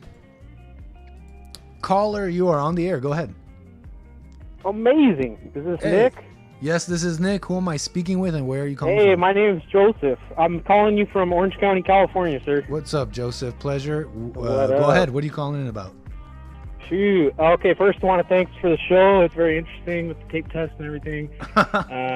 Yes. Love Only the best JLP topics show. on the Nick stream. Yes. Only I the want most to say you've important done a stuff. great job on the Jessie show. I've been watching for about 2 years. Thank you. I started off. Let me just give like the quickest version of my watching the Jessie story, and then I'll tell you why I called. Please go ahead. But yeah, I started watching about 2 years ago. I was really broke and total beta, and then got 2 jobs. Just started working. Moved out of my parents. They're like, "No, don't go," and I just left and went through a lot of weird stuff. But eventually, I finally have money, so Hey, right on. enough Got to the take care of bag? myself. So enough to start supporting you guys, because I've been watching for like every day for like 2 years. So you got the Never bag. donated anything, so yeah, That's cool, a little man. I'm bit, at glad. least enough to feed myself. It's good So to hear, man. and Good to hear. yes, thank you. And I wanted to congratulate you on your 1 rep, 190-pound bench press. Let's go. Yeah, I'm over 1 basically. rep. Thank you so much. I'm basically a giant beefcake. My strength is intoxicating, and I don't know what to do with it. It's pretty much up from here. I'm trying to control myself. I don't want to basically snap people in half with this intoxicating amount of strength, but I do appreciate that. Yeah, 190 pounds, For sure. one rep I'm max. challenging I could have gone. I'm I could have challenging gone you higher. to a Go max ahead. reps. What do you mean? Go ahead. Oh, I'm challenging you. I sent a super chat the other day. I'm challenging you to. I want to make a new challenge of Okay. it. Not really me challenging you. Okay. But it's more like we're both challenging ourselves. Okay. To hit that 190, and I wanted to tell you personally, the most I ever hit in my life was 180 about 10 years ago. When I guess I injured my shoulder or something. Okay. So I thought you hit 190. I was like, hey, I can do this. Let's make it a challenge. And I Easy want to make peasy. it interesting to like raise money for your show and to raise money for the other shows on the network. That's deep, man. I kind of remember your super chat on the JLP show. It was unclear exactly how we would do this, but I'm down. I'm there. So explain the challenge a little bit. What do you mean? Heck yeah. Oh, I just want to do. I was thinking we could make it so that we have enough time. Let me just interrupt you right train. there. Go Troy ahead. is challenging me to a 8-round boxing match. I unequivocally accept. I don't care the terms. I accept. Sorry, go ahead. This is too good. I was just gonna say to give us time to train, because 190 pounds is already kind of, to me, it's already heavy. So I'm thinking maybe next Easter we could do a the bench off. Okay, so how are we benching off? Like, we're just trying to do as many reps as possible of 190? Yes, for Let's one do- set. So if you take One the set bar, as many. Okay. yeah, and you want to touch your chest on each rep, and Okay. then once you rack the bar, that's it. That's your set. So Let's that's your do it. number. Right on. I So mean, we'll do I'm it. thinking we can figure out more of the details sooner. I'll have to come Email down me, to man. the, yeah. But so Let me it's gonna send you be a an rep email, I'll write off. up some rules or something. Okay, we'll need some rules because what happens if I lose? That I do not know. I was thinking you could have me guest host the show. Let me play some guitar, and maybe you We'll can wear the talk. dunce cap. And if I lose, I'm gonna donate $1,000, and maybe I'll wear the dunce cap on stream, and do a little dance or something. All right, man. Well, email me. I'd love to make the challenge happen. It's fun. It keeps things interesting, and I definitely am all about this working out stuff. So I like it when other people get into it too. Sure. So you worked Let me out like 10 quickly years ago? ask You if haven't you're, worked out? Oh. You used to lift like maybe 10 years ago? About 10 years ago was when I first lifted weights. We had this like PE class called weight training, but Okay. I just got that didn't help Well- because I came out of that with just all kinds of injuries. Oh, It was well, terrible. if you'll allow me, interesting. Yeah, I had a shoulder thing for a while, and I thought, wow, I can't lift correctly. But, slow stretching over, quite a while, year or two, doing a bunch of stretches, putting my shoulder up against the door frame and stretching this way and this way, and then the arm, doing that. I basically religiously, every time I do shoulders or chest, I do that stretch. It sometimes added like a whole 30 minutes, if not more, to my routine. But over time, now my shoulder's perfect. So I definitely recommend it. Oh, good. I'm And- happy to hear that. yeah. Sorry. I just want to say real quick. I've actually called into the JLP show. It must have been like 8 months ago. But I remember I was asking you guys if you're training more than once a week. Yeah, so I used to train, like when I first got started, I got started like maybe a couple years ago before coming to LA, maybe 2 years before coming to LA, and it was very on and off. Like I got into it. The thing is, basically, what I'm saying here is that you got to be careful with just spinning your wheels and getting nowhere. And that's something I had to learn. Oh, yeah. That's something I had to learn to, get over because, I have like a lot of energy and I could just keep going and going. But in terms of fitness and in many other aspects of life, the slower you go, the faster you get there. I was actually not making a lot of progress when I was going when I started off, I was like 5 days a week. Let's get beefy. Let's go all the way. Iron Man, and I made some progress, but the most progress I've done is in this past year where I really got serious about diet and everything and doing less, letting myself rest and actually, getting farther. The slower you go, the faster you get there. Don't just spin your wheels and get nowhere. And just feel like because I'm working, I'm getting there. I know people who work out years and they have same like dumb physique. I'm seeing some changes. Here's something, by the way, after you work on your shoulder a bit, something that made me explode in strength recently to do that 190 bench press, which I know is really high, it's very strong, is I started pumping up the weight and bringing down the reps and really trying to push myself. 3, maybe 4 reps, but as heavy as I could. Because I was stuck in my head that I had to get 8 to 12 reps. 8 to 12 reps, I was stuck there. No, go really heavy. Of course, be careful with your injury and, work your way there. Yeah. But really push yourself. See if you can get 3, maybe 2 reps really heavy, and you will start getting to new plateaus of strength. Yep. Let me just say, actually, I want to say, especially for this competition we're having, my shoulder's totally fine.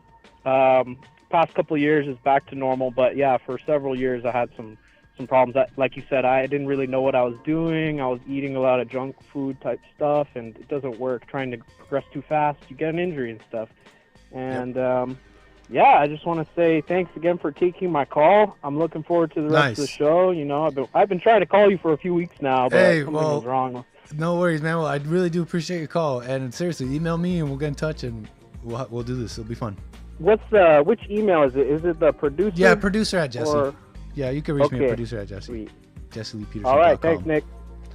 All right, a pleasure. Moving the wheels. This show took a weird turn, and that's after the parasites.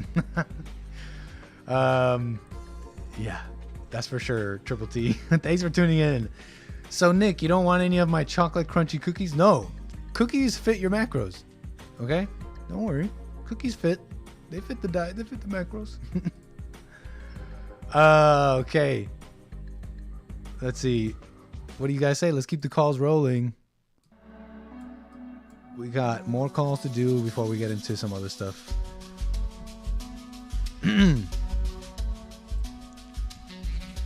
Okay.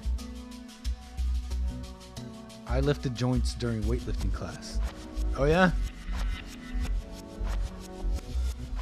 Okay. Sorry, just checking on these chats here. Nick getting battered by a dog trainer. Some boxing. I'm down to get into some boxing. Okay, so this is what I wanted to get into here. Did you see this?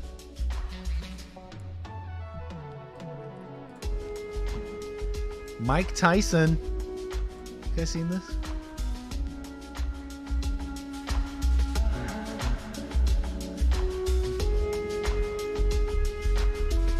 Mike Tyson got himself into a little bit of trouble.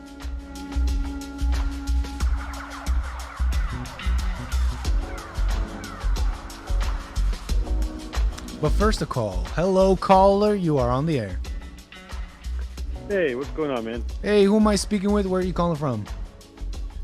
Calling from North Carolina, near Charlotte. Right on, North Carolina. What's your name? Paul. What's up, Paul? Go ahead. Hey, man, about the whole tapeworm things you guys are talking about. Yeah. Have you guys tried the diatomaceous earth? Did we try what? Diatomaceous earth. What is that? Do you know what that is? Diatomaceous earth. No. Yeah, diatomaceous earth. All of your listeners can look it up. As soon as you start taking that, it'll take all those worms and they'll come out in your stool. Is this some parasite killing stuff? Well, I give it to my animals. I give it to my livestock. I give it to my chickens. I put it in their nesting boxes. I put it in there. Is it human safe? Feed. Yes, there's food grade and non-food grade. Diatomaceous I buy the earth. food grade. It's a naturally occurring soft siliceous sedimentary rock that can be crumbled into a fine white to off-white powder. Huh. And so you give this to your animals, you said? I give it to my sheep, to my pigs. This is some very interesting information. All right, chat, you're hearing it here. Anti-parasite resources here. Make sure you guys are safe out there and dealing with these parasites. So, hey, what's up, Laura? I see you in chat. Appreciate you tuning in. So,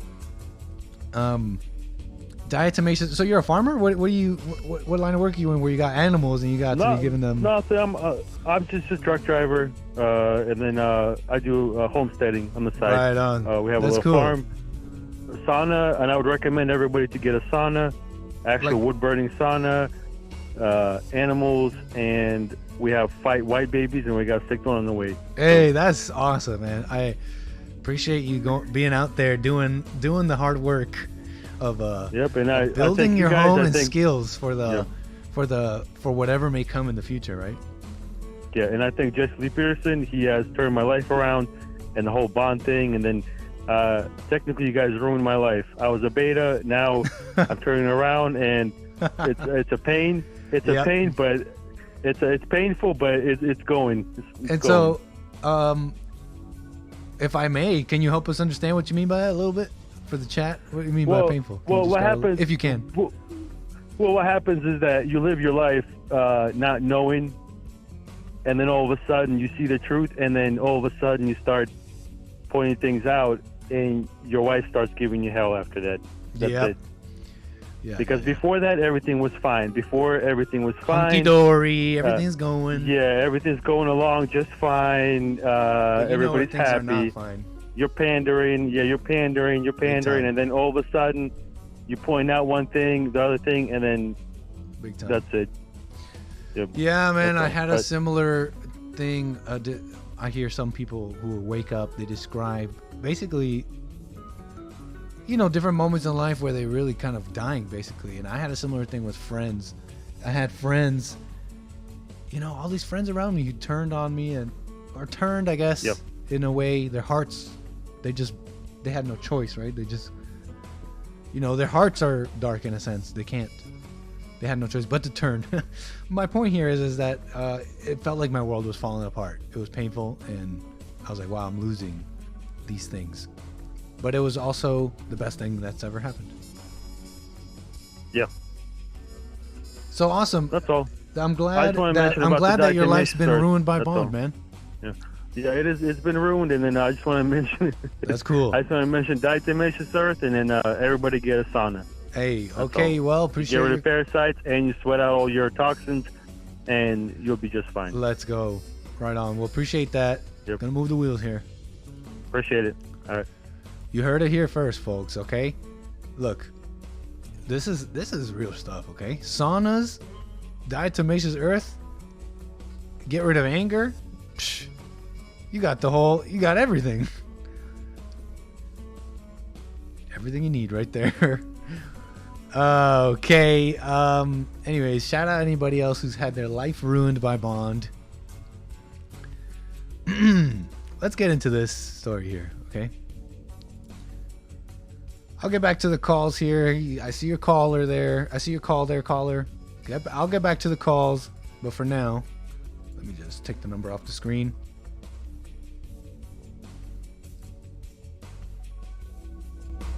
Okay, so diatomaceous earth might make good fertilizer, but it is poison to consume.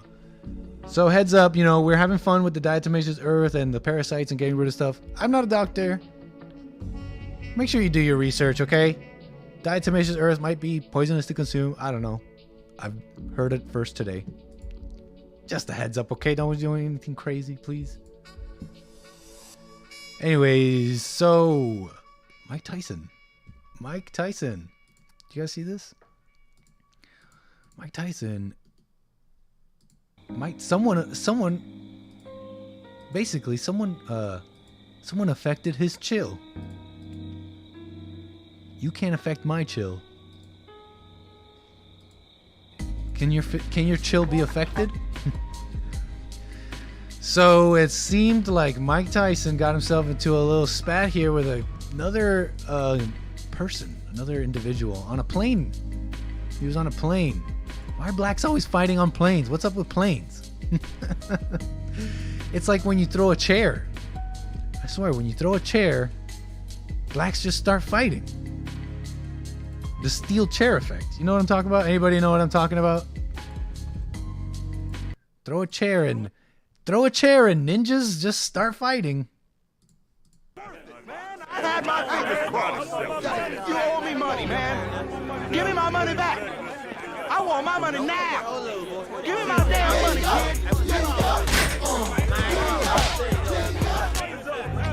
Oh my God, it's Cher!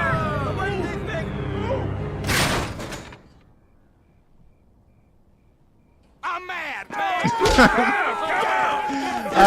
The steel chair effect. Throw a chair and ninjas start fighting. Anyways, Mike Tyson fighting on a plane. Nugget Man asks, talking about Tyson, where's the JLP/Tyson episode? Good question. Yeah, some of you might know that Jesse and I, we met Mike Tyson, and Tyson had him on his show, hotboxing with, hotboxing or whatever, and it was a fantastic episode. But he also has these little lame milk toast producers who were watching the interview going, ooh, and Jesse was not even saying anything big or anything that like controversial or spicy.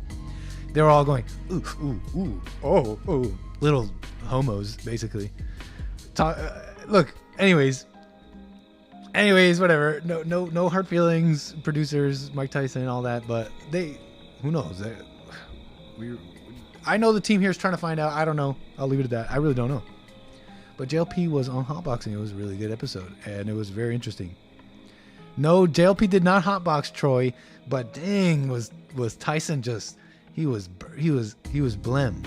He was very blem for anybody that knows what I'm talking about. He was also just knocking back the shrooms too. This guy had these chocolate bars with shrooms in them, and he's like, I need more shrooms, and the shroom guy would give him more chocolate, and he was just knocking them back like it was nothing. So yeah, meeting Mike Tyson was super cool. The episode he did with Jesse was super cool. It's a shame that hasn't been released. Hopefully it gets released. But Tyson got on a plane and he got in a fight. Okay, look, let me just show you the clip and let's comment on this real quick. Let me get the video. Where is it? Someone had the full video here. Hold up.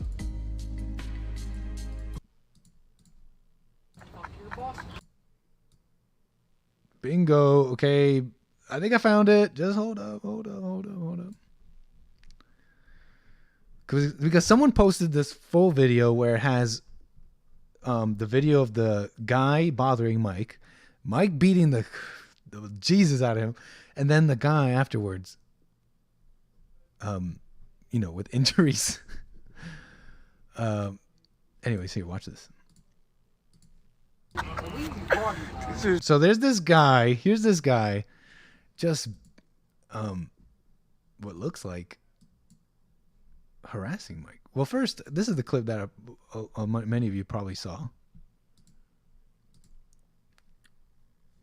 Many of you probably saw this clip here, and you know what? I'm not gonna play this TMZ version because these TMZ people, they do this copyright stuff, and it's so lame. Because you should be allowed to talk about news. Why? How come they can just own a video like that? I mean, whatever. So let me just pull it up.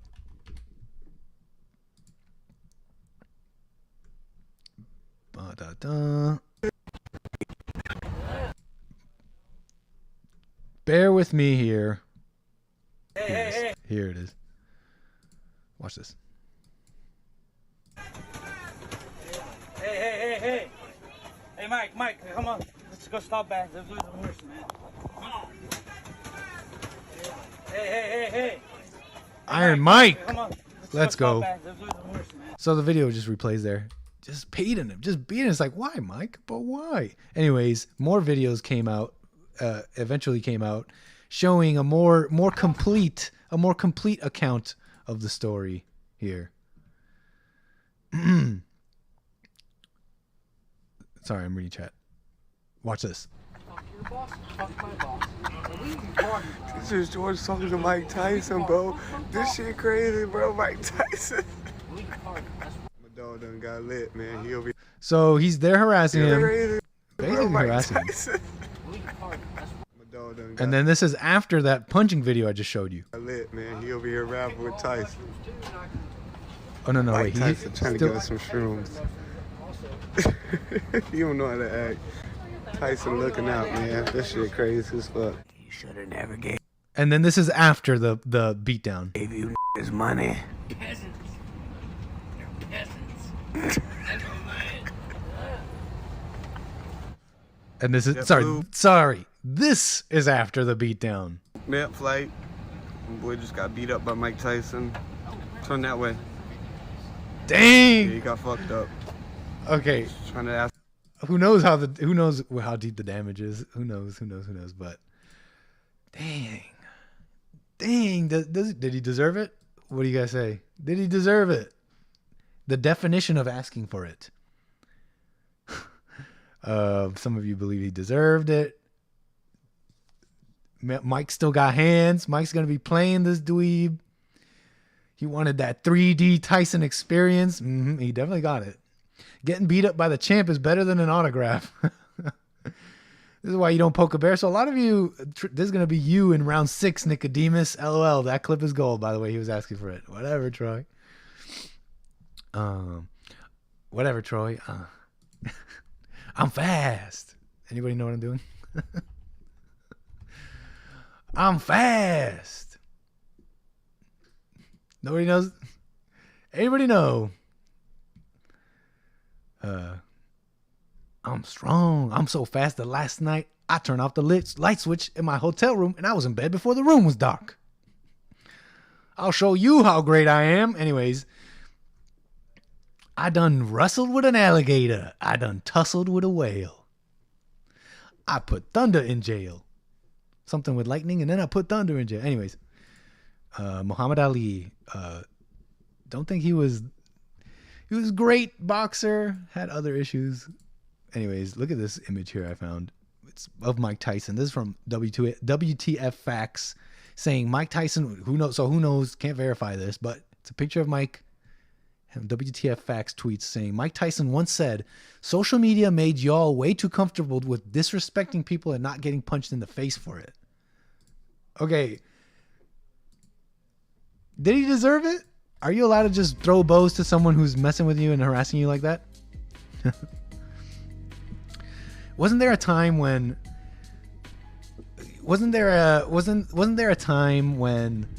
men would duel to, am I making this up? Because you know how we believe things? We just take things as fact. I may have seen like cartoons about this and just believe it as fact. But is it true that men would duel to death at merely being disrespected? Was that savage or was that civilized? Is Mike Tyson savage or was he civilized? Is all violence savage or civilized? Time and place?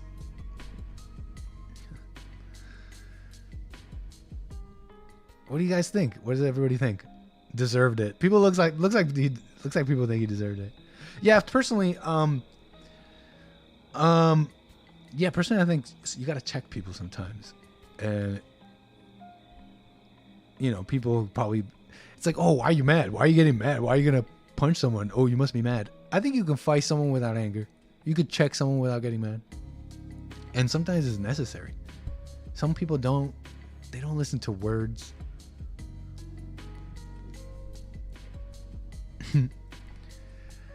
And there was a time, I think, even around my time, actually, my time, like I'm older. I guess I am old somewhat, but when I was younger, you don't just go around insulting people, because, especially other men, because you could be asking for it, right? You would be asking for it. But there was something I want to say about this. Was there something I wanted to say about this? Anyways, that's all that. If you guys saw the Mike Tyson thing, apparently this guy though has a lengthy criminal record. This Florida man that punched Mike Tyson. Apparently, Melvin George Townsend of Florida apparently has crimes including possession of oxycodone, drugs, apparently stealing trailers, trespassing. So the guy's a bit of a wild person, and Mike Tyson, he fucked around and found out, basically. I don't know. What would you do in that situation? I think you got to keep your cool in most cases, right? You know what? This is what I want to get into. This segues into this. Okay, so Mike Tyson, a lot of you saying he deserved it. He's probably looking for some easy cash. You might be right, Laura. You might be right. People out there looking for easy cash. Oh, no, do it, and then sue. So a lot of you saying that Florida man deserved getting the punch, and I think I tend to agree. You do have to keep your cool though. So let me show you this other guy. Let me segue into this other guy. Tell me what you guys think you would do in this situation. Would you keep your cool with the Mike Tyson situation? Okay, what about this one? Let me show you this guy. Do you guys know who Smooth Sanchez is? Watch this. Let me pull up this guy. Anybody know what IRL streaming is? I believe that's what they call it. IRL streaming is basically a genre, if you will, of streaming. It's on Twitch, but it's other places. And it's people who go out in the world and they just do that. They just film themselves walking around the street, interacting with different people, meeting up with people, and doing things out in the street, out in the real world, if you will. It's called IRL streaming. I think you deserve it, Nick. I think you're the only one who's allowed to talk like that, Doom Jesus, in all caps and somewhat threateningly. You might be the only one allowed to talk like that in chat. So IRL streamers streaming out there in the world, walking around. Well, there's this one guy named 𝒏𝒊𝒄𝒌𝒔𝒕𝒓𝒆𝒂𝒎. And let me show you this guy's stream. Hey, what's up, Hake? Hey. Are you done your debate? I'm gonna go back and talk with him in an after party. Oh, cool. Well, Hake's done his debate and he's going back to the after party. Make sure you catch the modern day. Make sure you catch his debate if you couldn't catch it now. Watch the replay. But we got Hake interrupting my stream. Real nice. He's all big guy now. Doing his modern day debate. He can just walk anywhere he wants now. Man's trying to do a show. What was I saying here? 𝒏𝒊𝒄𝒌𝒔𝒕𝒓𝒆𝒂𝒎. All right, can you let me show you some of his content. Give me your, and I want you guys to react. What would you do? Could you keep your cool? Would you be able to keep your cool? So let me pull up. Where's the first video? I should be more organized. Basically, shout out Shoe Nice. Anybody know what I'm talking about? 𝒏𝒊𝒄𝒌𝒔𝒕𝒓𝒆𝒂𝒎, this guy going around. Just hold on. Let me just pull up the video because there's one that's going viral where he basically sprays some women in the face, which what looks like some kind of pepper spray. After what looks like, it looks like he was like harassing them or something.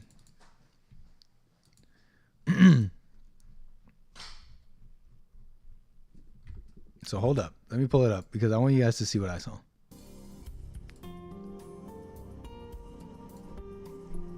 Hold up. Spray. Because I swear I had the video.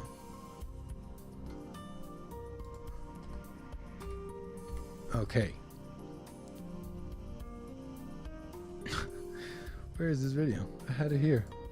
You know when you save a link, and you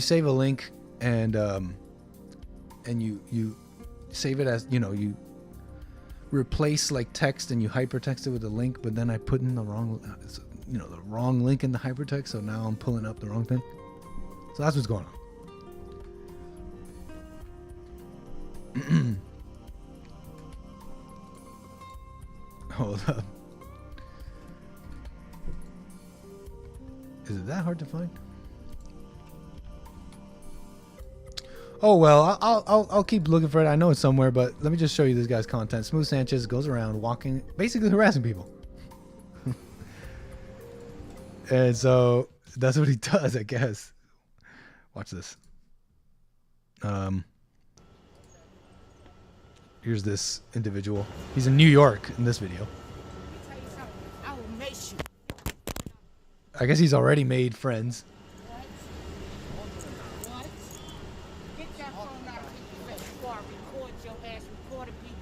Look, you just hit my phone and it didn't break, you fool. Get that shit out my face. That woman's not happy, and you're like, wow, that woman is out of control. This guy was just sitting there. Hey. I'm not scared of you. I'm not scared of you. So you're getting a little taste, right? What, this guy's being harassed by this woman, right? So you get a little taste of 𝒏𝒊𝒄𝒌𝒔𝒕𝒓𝒆𝒂𝒎 here, right? Let me show you. Let's move on to the part, I guess, that I saw, and then do a little commentary. For example, here he is in New York City. I mean, I don't. Do I look like I really care? Do I look like I really care? Well, all of you guys are mad? Come on, I want all of you to get mad. Here we go. Round up the parade. Get mad. Get mad. Okay, wait a second. Maybe he's not the nicest person we thought. Maybe he was being harassed by that lady for a reason. Go ahead and get mad.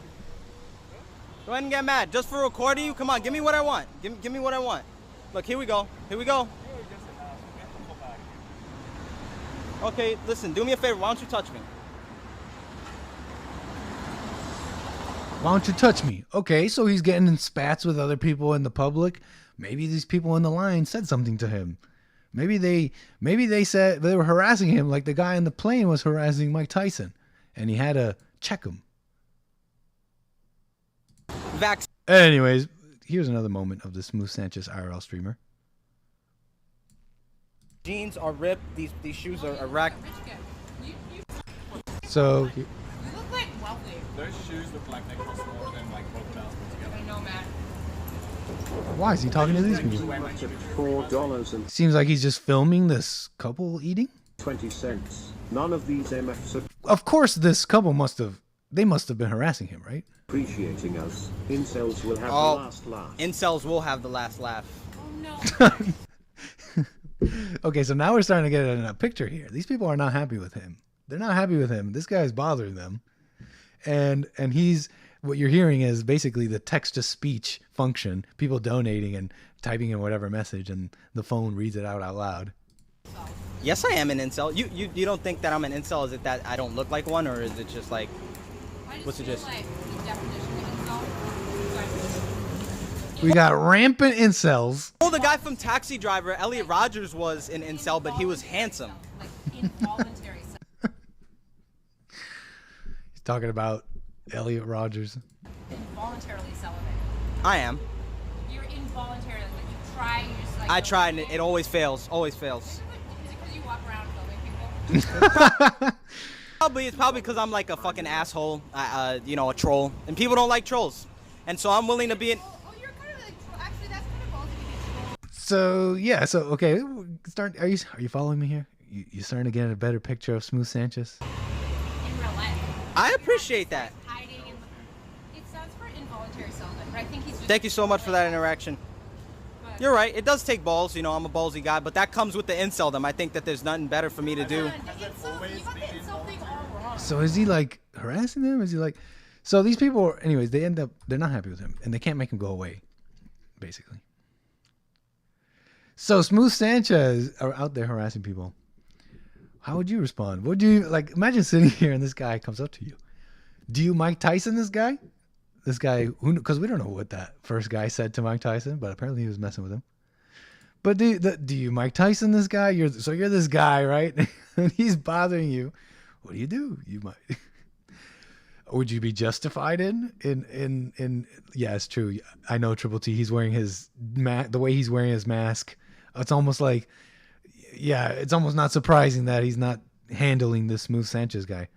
But do you deal with Smooth Sanchez? What do?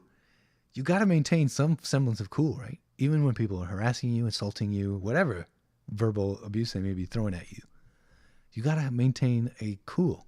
Where's the line, right? Get out of here. No. So that's Smooth Sanchez. What would you all do? What would you all do if Smooth Sanchez came up to you like this? But I really wanted you to see the video I saw. Because he goes around pepper spraying people. I think or macing people. This guy's a real piece of work. Let me see if I can find it. I swear he goes around like macing people, anybody who just makes him mad. And it's the wildest stuff. Hold on. I swear it's like they got rid of the video or something. What's funny is how that guy isn't handling the situation. Yeah. Yeah. Surprised he's not in jail then. You're talking about this buddy here?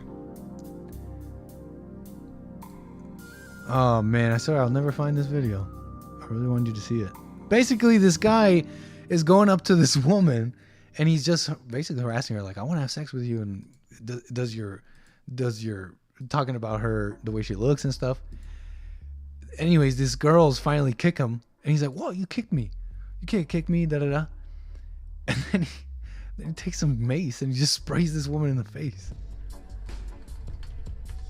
So people out there losing their cool, stuff going on with people that get mad. Are people overreacting out there? Is it a proper response? Can we bring back a self-governance, governing each other. You know what I mean? Checking each other. You wouldn't do that because he would do that.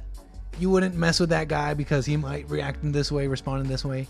You're not going to commit a crime because someone may be armed. A citizen and a patriot or someone who cares about his neighborhood might be armed. Some self-governance, right? You don't want to mess around with Mike Tyson because the Iron Mike might just throw one of those meaty fists face word. You know what I mean? He's a clown, no attention required. You know what I mean? A little bit of self-governance, checking each other. Oh, 911. Oh, police. We don't call 911 around here. You hear? Okay, so let me see here. Let me get into some other stuff because I got plenty of stuff here. And it's already 6:12 p.m. Let me open up the lines. You're welcome to call in 760-515-3855. Call in. You got love? You got hate? You want to talk about this? You want to talk about that? What are your thoughts today, this Friday night? Call in. Get it off your chest, if you will. Numbers on screen. You're welcome to call in the show. And if you feel threatened, we can carry guns. It's America, after all, self-defense. I know, Laura, you're so right about that, but that's the thing. We're losing that big time. You can't defend yourself. How many stories you hear of people who do defend themselves and they get in trouble? Anyways, caller, you are on the air. Go ahead. Nick, it's Eric from Selma. You know, King Drop. What's up? YouTube chats. How are King you, bro? Drop. Let me turn you up. Make sure you're close to your phone, man. Can you hear me better now? Speak up loudly. King Drop. What's up, Can you hear me Eric better from now? Alabama? Can you hear me better? Can you hear I think me? that's better. Go ahead, man. It is he. It is he. Go ahead. It is he that talketh with thee, and I hear y'all comment on the Mike Tyson stuff. You know. Yeah. Go ahead. I must say that I whoop Mike Tyson ass, honestly. Oh wait. Is this a calling? Are you calling out Mike Tyson? No, I'm not calling him out, but I'm saying like I don't think he should have hit that guy like Okay, that. Man. I mean, okay. come on, This is interesting. This is interesting. Yeah. And why? The Go guy ahead. was drunk. I mean, he was drunk. He went in his right mind, and Mike should know about that because Mike does all type of drugs. He should know when somebody ain't in their right mind. I mean, he like a man. That's a good point. I mean, you got young kids looking up to him, want to be boxers and stuff. That's no way to carry yourself. Beating up somebody on a plane and your hands is registered weapons. Like, nah, whoop that man ass. Man, what's wrong with in the drunk guy? They should have just thrown him off the plane or like moved him or something. I mean, he was being unorderly. Don't they have like cops on planes? Doesn't every plane have like a cop or some? Yeah, they supposed to have like somebody that regulates that stuff. They should have, if they seen that guy talking like that, whoever them people was working on the plane, they supposed to been separated him. So the people on the plane weren't doing their job. This guy drunk acting a fool in public, which he done for that. But Mike Tyson, he was wrong for hitting that man like that, man. Interesting. So you're saying he's wrong. Right. That's a good point because I was just saying too how you got to keep your cool. Imagine you're eating with your girl, like the clip I was just showing. This guy, this Mexican or Dominican looking asshole comes up to you and starts messing with you. Do you just get up and start punching? Right? Let's say he's insulting you. He's insulting your wife or girl or whatever.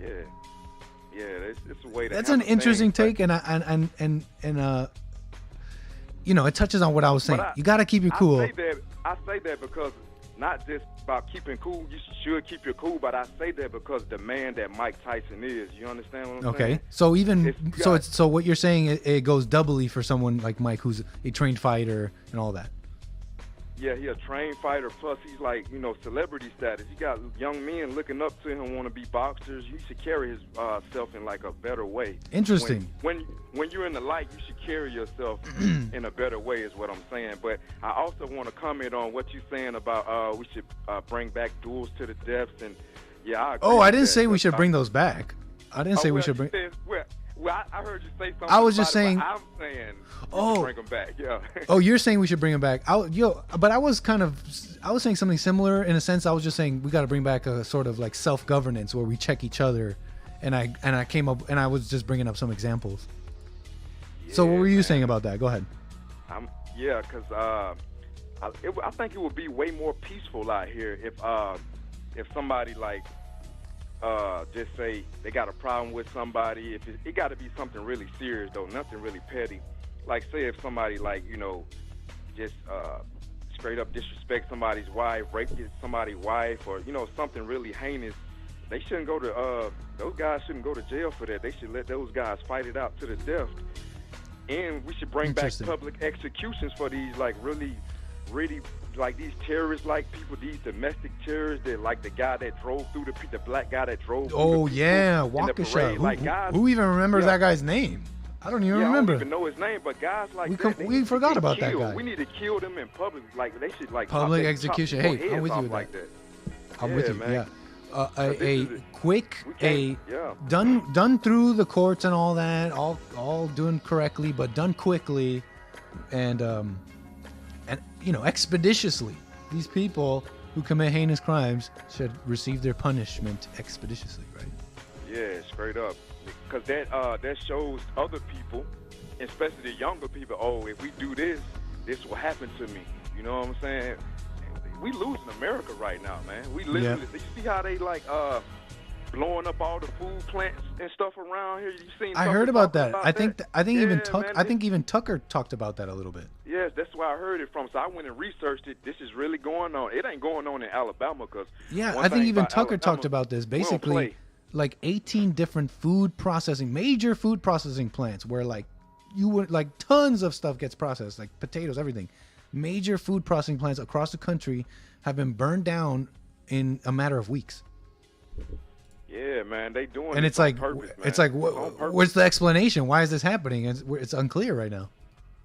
And they'll blame it on something else, but people actually doing this. It seems to be quite perfect too. I mean, we got to stay in reality, but it's just the timing. Oh, inflation! Your food prices are about to go up, and it's because of Ukraine. It's not Biden's fault, but. What's up with 18 food processing plants? Man. Shout out to Russia and the 𝒏𝒊𝒄𝒌𝒔𝒕𝒓𝒆𝒂𝒎, man. Shout out 𝒏𝒊𝒄𝒌𝒔𝒕𝒓𝒆𝒂𝒎. Shout out. Why they spending our money to them? They can't win. They can't beat Putin. No, and I read something about Zelensky. Zelensky was talking about how Zelensky was basically, what did he say? 7 billion. Hold up, let me pull it up. Basically, Zelensky. Here it is. Ukraine needs 7 billion per month for economic recovery, says Zelensky.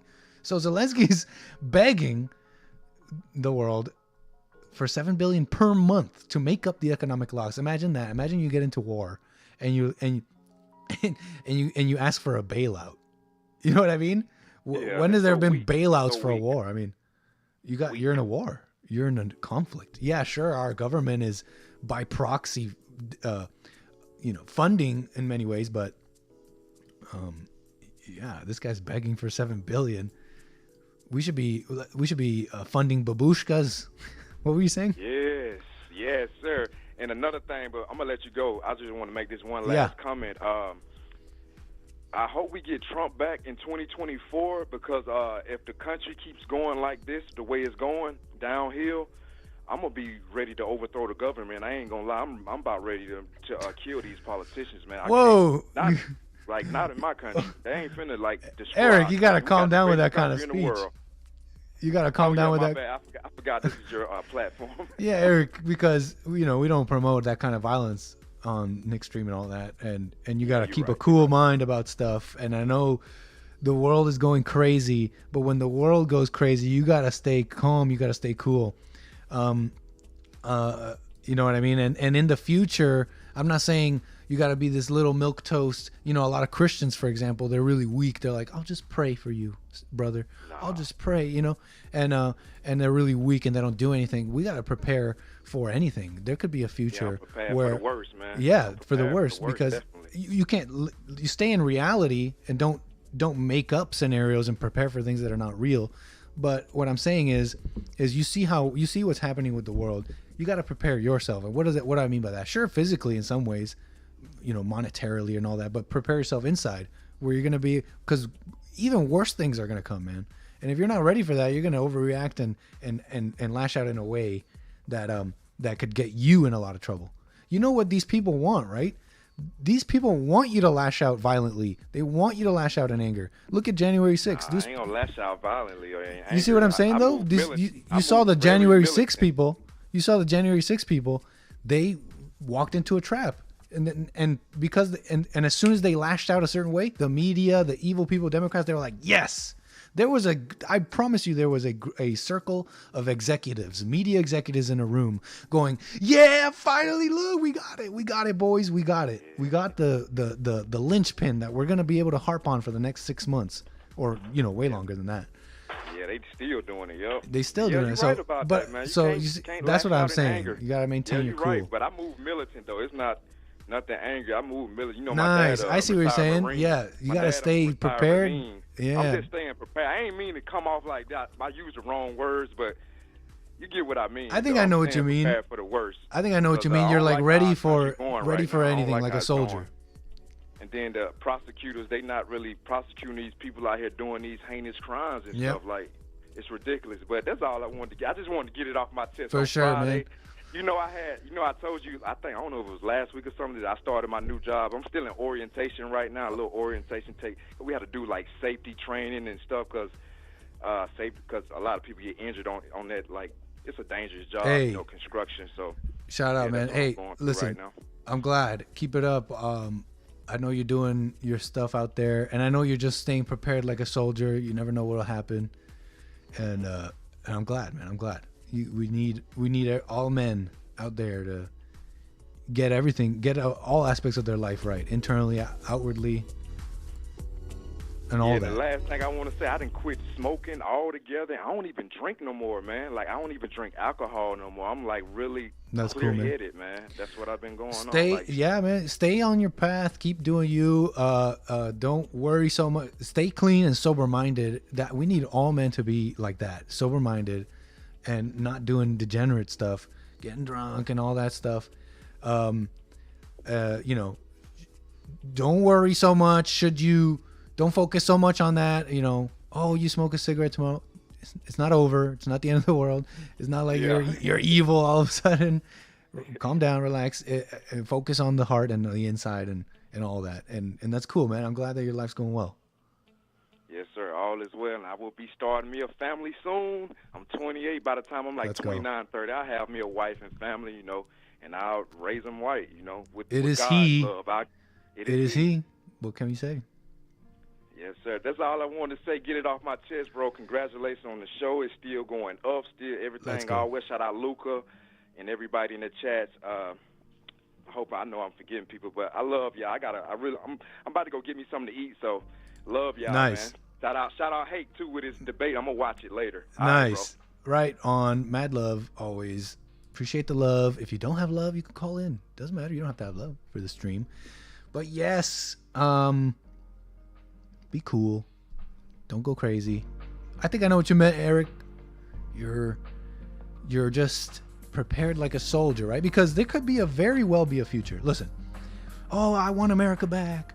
Oh, I want to bring it back. Look, that's what we're doing every day. We're fighting to bring back God's order. We're fighting to bring back Christianity, make America great again, all that. Okay, we're there. So I live with faith. I have that kind of hope. I don't live, I don't talk like it's over, because I don't know what'll happen tomorrow.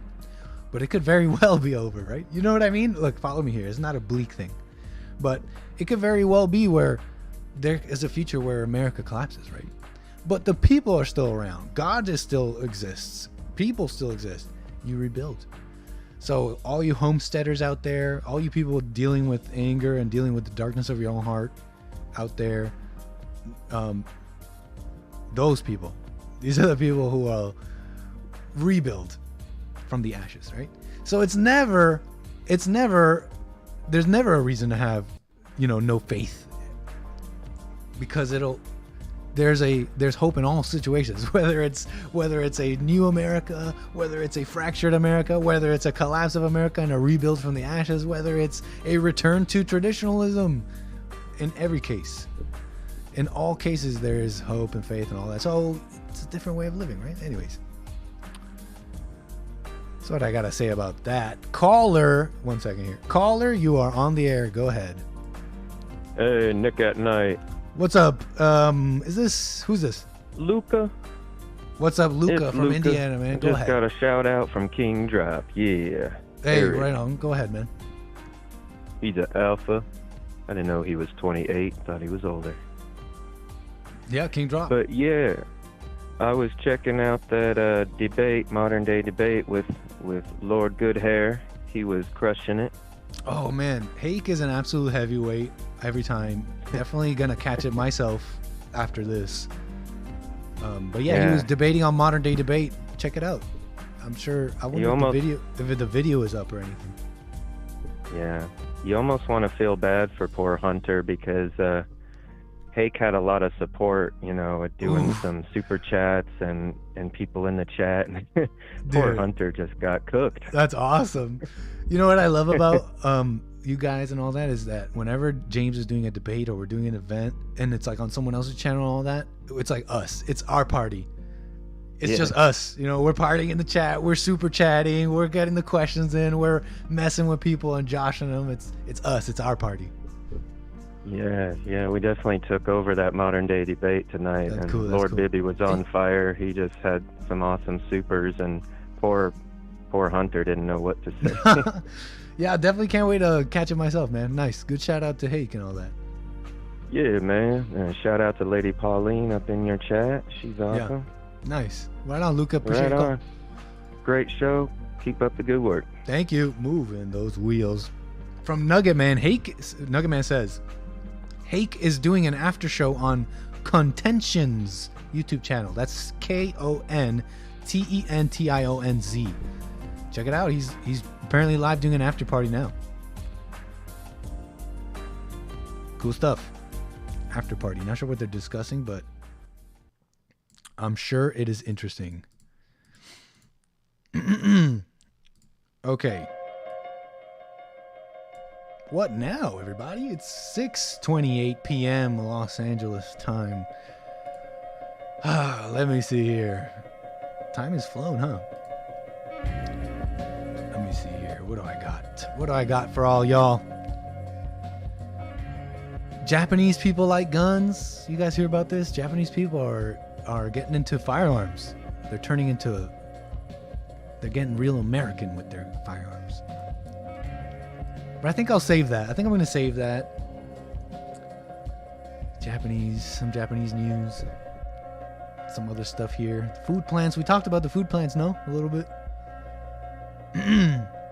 Let me take this call. Caller, you are on the air. What's going on, Nick? Hey, your name and where are you calling from? Go ahead. Yeah, I'm in Houston, Texas. This is your boy, Jared. What's up, Jared? How you doing? Go ahead. Hey, man, so I just had two quick points to make. Hey, from your last call, not the last call, the one before that. Sorry, When it comes to callers. Mike Tyson- His volume was a little high there. My apologies. Go ahead, caller. Oh, you get me? I'm good? You're fine now. Go ahead. All right, so, hey, Mike Tyson, man, you can't hold him responsible for what everybody else do. You got to leave that alone. Hey, man, the dude wanted it. He kept egging him on. That's the end of the story. So you're saying he deserved it, and Mike was in the right. I'm not saying he deserved it, but it is what it is, and you shouldn't add somebody on. Like that video you showed where that dude went up to the couple. Yeah. You can't be doing stuff like that. You can't. Yeah, it's true about that. So if you, But what would be- you do in that situation? You're the guy in that couple.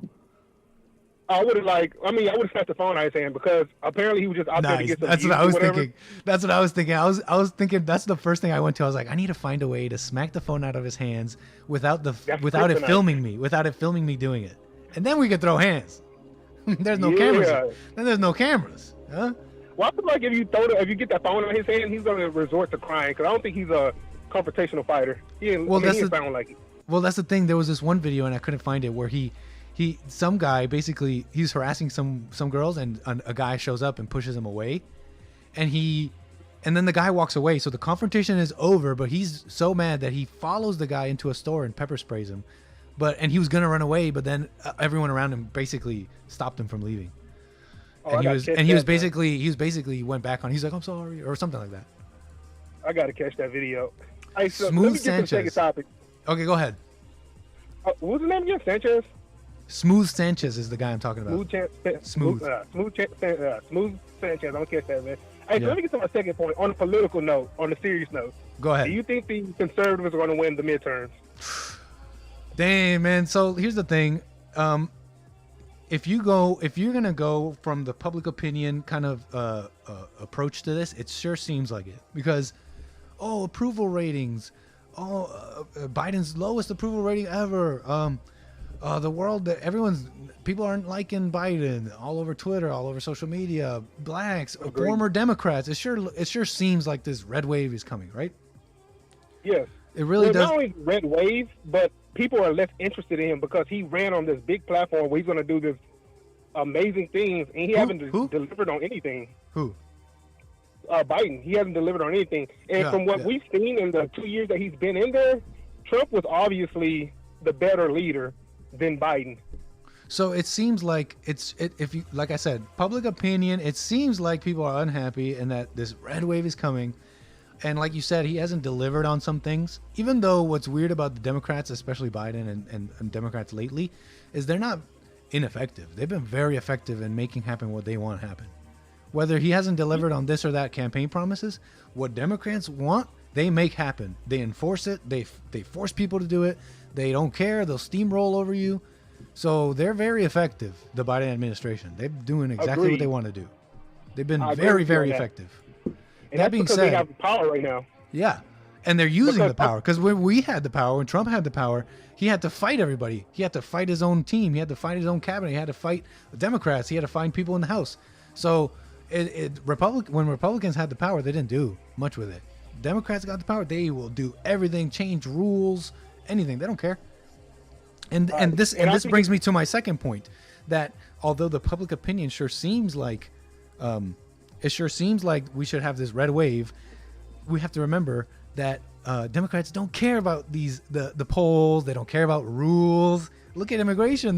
They're happily importing voters. That's what they're doing. They're displacing American voters born here, non-anchor baby Americans with every full right to vote and affect change in their country, while Democrats are effectively displacing them, committing a like probably the most egregious thing that an elected official can do, the biggest betrayal, importing foreigners to displace born Americans here.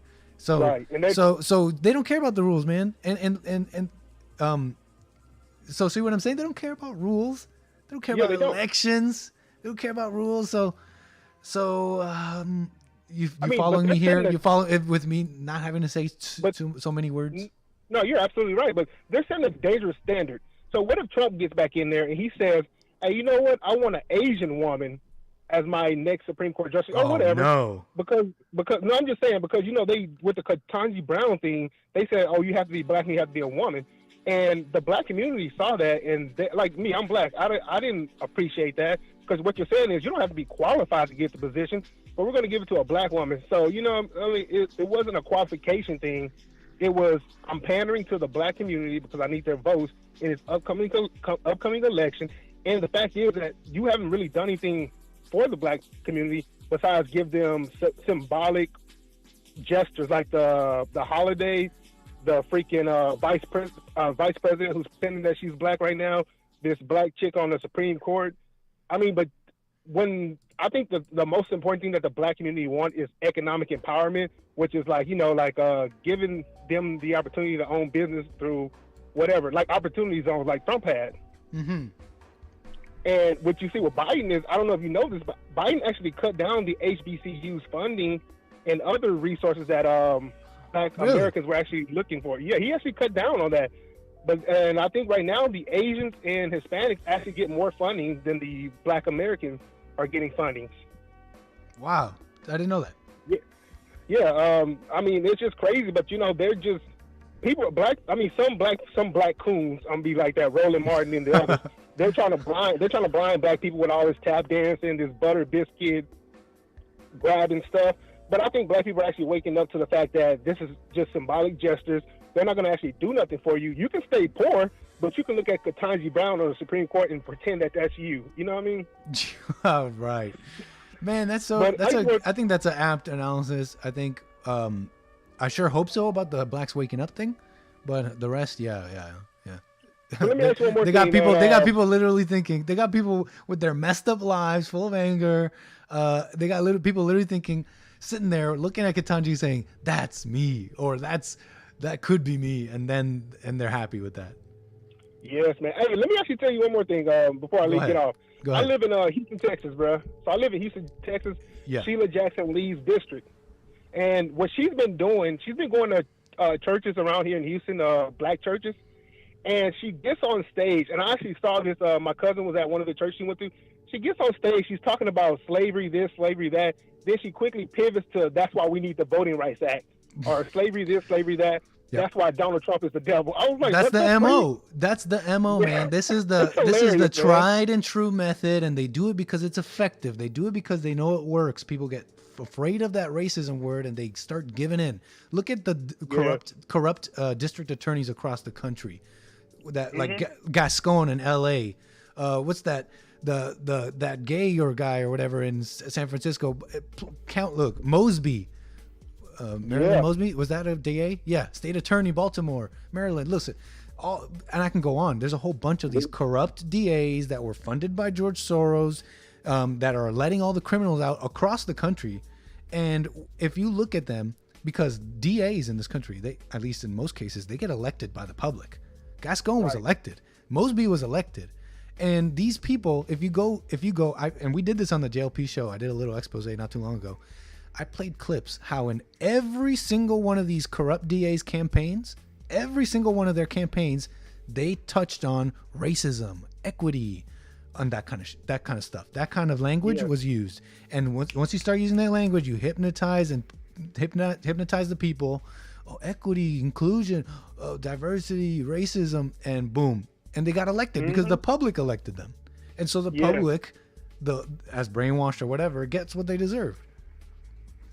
Yeah, I know you're absolutely right on the point with that, man. And actually, one of the elections that I'm actually looking forward to, Jim Clyburn, he's like the leader of the Black Caucus. He's actually being challenged by this dude named Marcel Dixon, and Marcel actually has plans that can actually help the black community, but the Democrats aren't even talking about him. Jim Clyburn been there for 31 years. He has the 6th poorest district in the United States. How you been there for 31 years and your district is only getting worse? Yep. It's And just, that is the case with so many of these, man. Maxine Waters, like all these people who are overseeing these, I guess lower, these bad neighborhoods, poor neighborhoods. That's what I meant, poor. And nothing changes. Yeah, and they satisfied with it. I mean, the older generation seems like they're just happy to get symbolic gestures and, oh yeah, that's my congressman. Yeah, I'm still poor, but that's my congressman. I'll vote for you again. Auntie man, Maxine. thanks for taking my call, man. Yeah, right on. Appreciate your call. Great stuff. Nope. Have a good one, man. Moving those wheels. Yeah, wild stuff. Speaking about voting and all that, though, I had some. Who was it? Someone asked me. So Nick believes that there's no point in voting. Someone said that. Where are you? Zenny says, so Nick says there is no point in voting. Not at all. That's not what I'm saying at all. If anything, all I'm saying is that vote. I'm just talking about how more important voting is than ever. Making sure that voting and all voting processes and all that are all on the up and up. They're, kosher. That all the voting systems, this process, voting is more important than ever. Voting in the midterms in 2024 is almost the most important votes ever, because we're going to find out just how, we're hopefully going to find out just how fair and real our voting systems are here in America. So it's existential. So in fact, voting is more important than ever. I still believe in the country. I still believe in it's not time yet. Okay, is what I'm saying. It's not time to be saying it's over. It's time to, voting doesn't matter. The system's broken.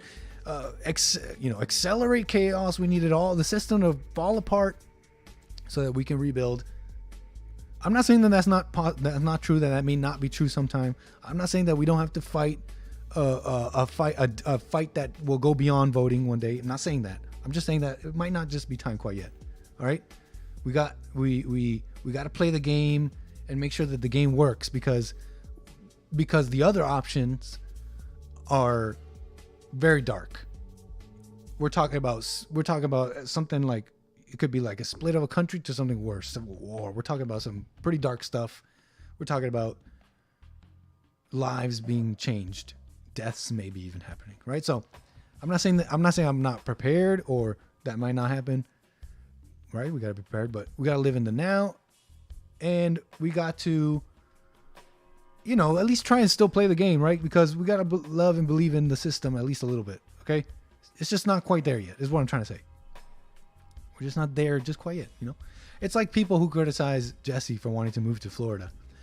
People say, oh, but you always talked about not running. Why are you running, huh? Why are you running? And I know they're probably being a little disingenuous, facetious, just trying to nitpick at something. But it's like Jesse was right about not running because evil will follow you. But yet at the same time, it's not like he said never move. One day that day might come. One day that day might come. So you got to be ready. You understand what I'm saying? And so in that same vein, one day that day might come, but I don't think we're quite there yet. So voting is more important than ever. Live in the now. And yeah, vote, man. Voting, and also our focus has got to be in making sure all these elections and stuff is on the up and up. It's more important than ever. Not time yet, but it doesn't hurt to prepare. I think you're somewhat right. You ate just. I think you're somewhat right about that. I say somewhat because there's people who prepare for things that they imagine, right? And then they look back and they're like, oh, I didn't need to do that. All because they kind of believed a lie. What's up, Willie Pal? Thanks for joining. So that's that. That's my spiel on that. Cuban Rachel Maddow, thank you so much for the Streamlabs support. She says, our CNN Plus is doing great, guys. Some of you may have heard CNN Plus, their paid streaming service, or, you know, whatever media service, is crashing and burning. Crashing and burning. Nicka, please. I'm a monarchist, so this political system is not for me. Right on, Nugget Man. You know what's funny about that? Monarchist. So I guess what? I guess you're talking about like having a king and a queen. Look, if you ask me, it's like there's this kind of like duality thinking. Oh, capitalism or communism. You can't be a communist. You got to be a full-on capitalist. Oh, big government or small government, limited government or a large government, or centralized government. You can only pick one or the other, and one is evil, one is good. I don't know. I don't really subscribe to all that. I think what matters is morality and Christianity, and from that, then all the rest can be made to work for you. You know what I mean? It's like, oh, capitalism, it's so good. We need capitalism. But actually, no, what we need is morality we need capitalism or aspects of capitalism, but we need the morality above capitalism to keep that in check. Because capitalism without morality is just as bad as any other system. It becomes commie capitalism, like Hake says. I love that term. It becomes a type of capitalism where governments and companies get in bed with each other and they start controlling the individual's life. That's capitalism, though. So I can see having a king, of a supreme emperor. I think, you know what I mean? Capitalism and communism are the same when you break them down. Just like right and left, we have few moral actors in government, and even fewer with power. Very true, Troy. And I learned this from Hake, but apparently I believe Lenin said that capitalism is a stepping stone to communism. That's so true. It's pretty deep. A base king is better than a corrupt society. Interesting stuff, right? Interesting stuff. Morality, okay? Morality. Anyways, I missed like 2 calls. 6:46 p.m. Amazing show so far. I really hope you're all enjoying yourselves this amazing Friday. This beautiful Friday. Get the vibes rolling just right. So I really do hope you're enjoying yourself. I say we take, a few more calls as we wind her down?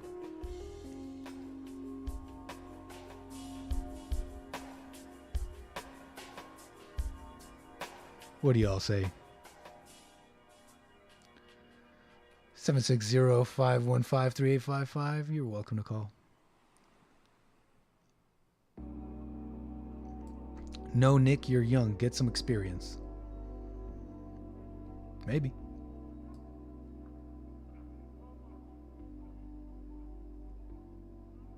Hey, love this convo. What's up, Tam? Appreciate you joining.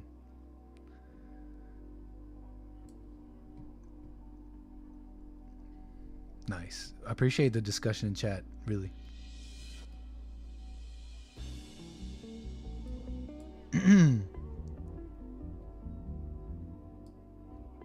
Great stuff.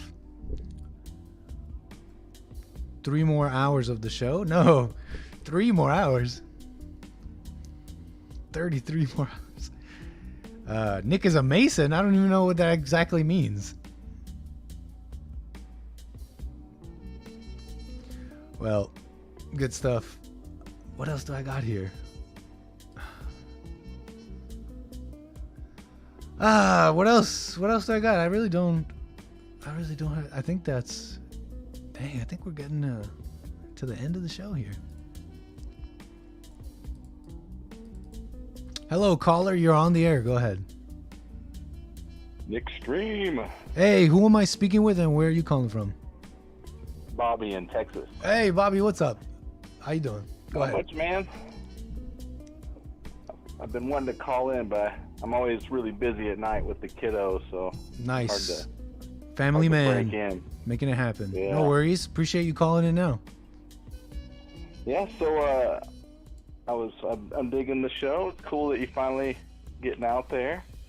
It's like Nice. getting to see you guys a little more. I'm looking forward to Chris's little thing. Me too. Same here. That ought to be pretty interesting. Yes, I totally agree. I think his show's gonna really pop off. So, what I was thinking about was you were just mentioning the Mike Tyson situation. Yes, go ahead. Oh, Mike's still got them hands that get you. Mike's got hands. Iron Mike. You'll be messing around. But, I know. I mean, he's like, I understand both those fellas that called in about it, kind of just saying like it can go either way. But like somebody like Tyson, you know, he doesn't have self-control. Like that's been his kind of problem since he was, you know, before he ever even started boxing. Like when he was like 20 years old, he was a problem child. You know, he was robbing people, knocking people out. Like he was a dangerous person back then. And then, you know, he started training and getting that more under control. Mm-hmm. But he obviously, you know, didn't have it all together since he went and bit off Holyfield's ear. Oh yeah, that's true. He did that. I think he's calmed down a little in his older life, but yeah, I mean, but we're not sure. But we're not sure how much, right? Because he's still getting in fights. But here's the thing: I can't make a judgment on whether he should have or not. I stand by what I was saying about how I think we need a more self-governance where we check each other. I don't think you used to be able to just go up to people and harass them like that. But at the same time, I don't know exactly what happened between them. We got these short, little, tiny clips. I don't know what he said. So I can't really make a judgment because I don't know what was said, and I just don't know. But I definitely I wish people had more respect towards men where they knew not to just go up to someone like that because they know that they could be asking for it, right? And get something that they didn't expect. Yeah, like you could take the lion out of the jungle, but you can't take the jungle out of the lion. So yeah, man. And like Tyson, he's got that kind of that I don't know, that demeanor, you know, where it's like you really don't want to mess with Tyson. Like you never know what you're going to get back, and I'm sure that guy probably had a feeling, probably had an idea of what he was going to get. Might have been probably going for that, you know. Maybe he was looking for that payday, that Tyson payday. Maybe, yeah. Someone, Laura in chat, made that point. It could very well be that. And if that's true, then I guess even more important that you got to keep it cool. When you're famous like that, people target you. Bobby, All right, I better let you go, but my kiddos. Hey, no worries. Listen, Bobby, appreciate your call, man. Moving the wheels. Man's got to deal with the kids. No worries.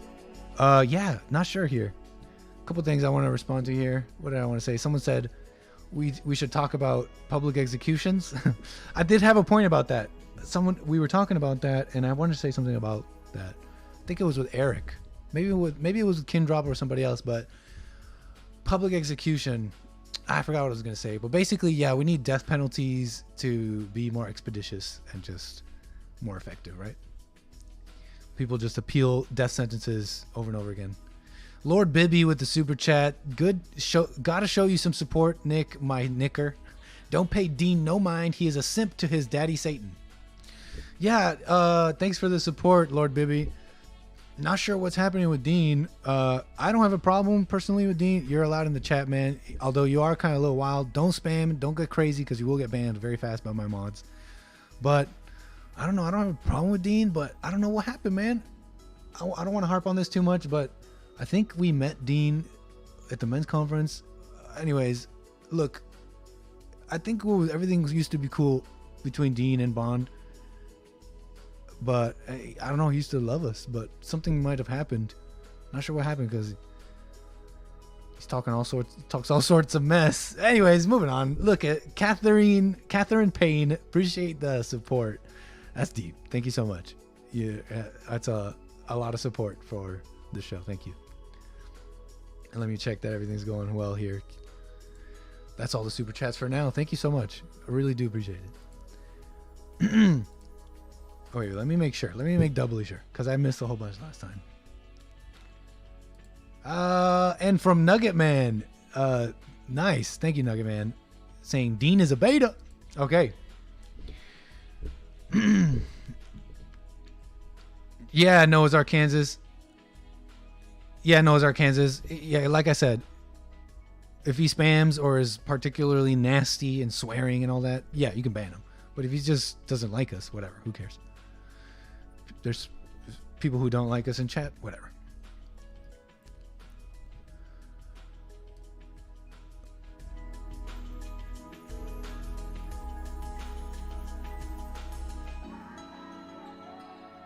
Okay, what's next here? I think I'll leave everything else for the next stream.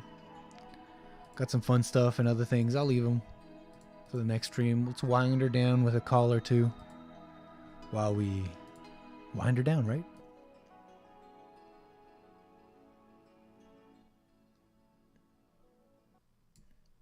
What's next? 760-515-3855. Last few calls here as we wind down the show. I hope all of you have been enjoying the Friday.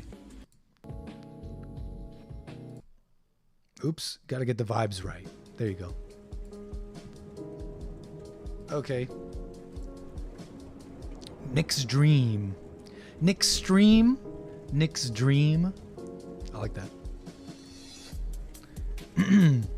Hey, you ain't just... I don't have my guitar. I don't have everything set up. I've been meaning to bring back the music.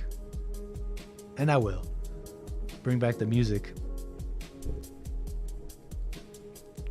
Oh, sorry, caller. I missed it. I missed it. Call back. I missed your call. Sorry, caller.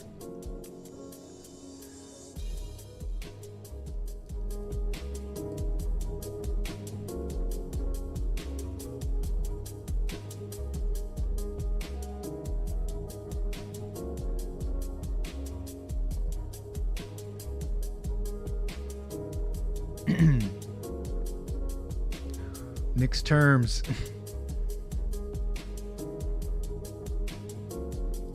Justina, what's up, Justina? Thanks for joining in and chirping me.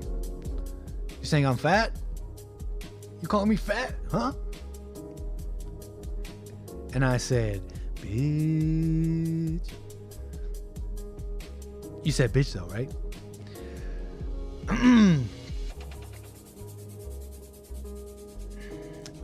All right, caller. Well, sorry I missed it earlier. Not sure if you're going to call back.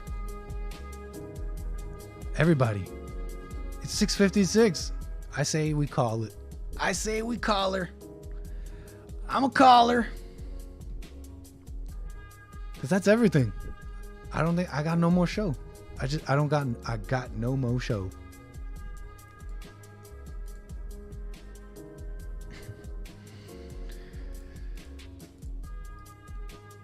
Just kidding. Hey, caller, you're on the air. Caller, you're on the air. Go ahead. What's up, Nick? It's Josh from Utah. What's up, Josh? Thanks for calling. Go ahead. Hey, so did you hear anything about it's kind of a recent news story, but this woman in Washington, D.C., they found like 5 fetuses in her house. Oh, this is it's been a while. This has been like yeah, I heard about this news, I think. Can you describe it a little bit? Well, basically, dang, this is old. So why did they... I saw a news story about this on Facebook recently. It's not that old. It's pretty recent. Yeah, this thing that I'm looking at now is saying 2013. That can't be right. But but there was a recent story, though. There was a recent story. Yeah, the woman named Lauren Handy, they found 5 fetuses in DC? her house. She was with like a... What was that? In D.C.? Washington, D.C., yeah. Yep. Yeah, and I guess the cops were going to her house to indict her because her and her anti-abortion group, which is called Progressive Anti-Abortion Uprising, which, I don't know, it sounds kind of weird, but anyway, she was being indicted because they went to an abortion clinic and they like handcuffed themselves to benches and they locked the door shut. And so they were all getting in trouble for that. Wow. And when they showed up at her house, she's like, "You're going to be disturbed by what you find in my house." Yeah, yeah. Yeah, and she had like 5. Yeah, like, the fully station, formed fetuses here it in is her from house. NPR. The station, this woman named, I believe, Lauren Handy, told a reporter that Lauren people Handy, will yeah. freak out when they hear what detectives found inside her home. But go ahead. Yep. And well, when I saw it reported on like Facebook, I saw a lot of people who were saying, "Oh, she's probably some crazy person who's doing in-home abortions and she just pretends to be an activist." But anyway, like, so I was wondering what happened with that story because I saw that story and then I never heard a follow-up. I never heard. You know what? I'm not sure, to be honest. I only heard the story headlines a bit, and I don't really know the details. But I did hear that. I heard what you said. I also heard other theories that this woman was basically trying to gather evidence of illegal abortions. But I'm not really sure. I don't really know. I really just don't know. I did some digging, and so apparently they actually received like 115. They received 5 of those 5, and fetal remains from 115 other aborted kids, and they were going to this Dr. Cesar Santrangelo guy. Okay. They were going to his clinic, and he's illegally doing late-term abortions, and so those 5, and Savannah Hernandez, who you showed earlier, actually showed the pictures of these babies on her YouTube, which she's crazy for doing that. But that is wild. But you gotta be careful with violent imagery like that. Right. Well, he's still working, and so they were like going to his clinic, and when they were loading these biohazard boxes into the truck, they were intercepting the boxes saying, "We're going to give these kids a proper burial," and they found 5 of them that were very, very, very late term, and he's not supposed to be doing that. And I think that's why the story was killed, because this guy's still running his practice. I don't think, the media and stuff want to come out and say that the reason that she had all these things and was because this guy's doing this. They don't want him to get in trouble. Mm-hmm. And I don't know. It's just wild. There's a lot of really evil stuff happening. Yeah, and then hearing about this 7 days after birth thing. Yep. At least it's consistent, At least they're just straight out saying now that they just want to kill people. So we'll see, because it's there's a, that fight goes on right now. I played that clip from Savannah earlier, and I'm wondering if that's really where the country is at right now, willing to have so-called, they're calling it abortions 10 months out of the womb. If that's really where we are, we're in. Well, I think that guy was a dark crazy, but he might have been crazy, but the other ones were saying pretty wild stuff too. And if that's really where we are, we're in a dark place. Yeah, I mean, if legal age when you become an adult is 18, how long is it till they just, parents can just off their kids at 16? Because I know you're still under 18. I can end your life whenever I want. I gave you life. I threw a crazy rager at my house when I was in high school. I think my mom probably would have liked to abort me after that. Well, there you go. Yeah, no, it's getting wild. And one thing for sure is the culture is this. There's there's this ideology in the culture that is very anti-child, just hateful towards children, and especially young boys. Young boys especially. Yep. Yeah. It's wild. Man, I appreciate your call. I really do. Yeah, show's winding down, so I'm going to let you go. Right on. Appreciate it. Moving those wheels. Noah's Arkansas with the super chat. 1776. Thank you. All my life, I've been beaten by men. I've been beat by men. And here's in Noah's Arkansas is, apparently quoting the passenger who messed with Tyson. That's what Tyson left him saying. All my life, I've been beat by men. Hey, Fred, appreciate you joining the chat. Miklo, good to see you in the chat as well. I hope I didn't ruin your shrimp dinner last Friday. Look, everybody, I've had a really good time, and I really hope all of you have as well. It's been fun. I'm out of show. I barely had any show to begin with, but I am definitely out of show. Out of calls, out of show. I'm out. And so, because of that, I'm out. I really had a good time. I loved this Friday stream. I hope all of you did as well. Enjoy your Friday. Enjoy your weekend. Do it up. Stay aware. I know myself. Weekend rolls around and there's you almost want to go to sleep, but you don't. Anyways, enjoy your Friday. Enjoy your weekend. Don't miss church on Sunday. And what else, right? Thank you. That's all. Besides that, it's thank you, really. So thank you. Enjoy your weekend. And until the next one, my knickers and my nickerettes, I'll see you on the next Nick stream. Thank you.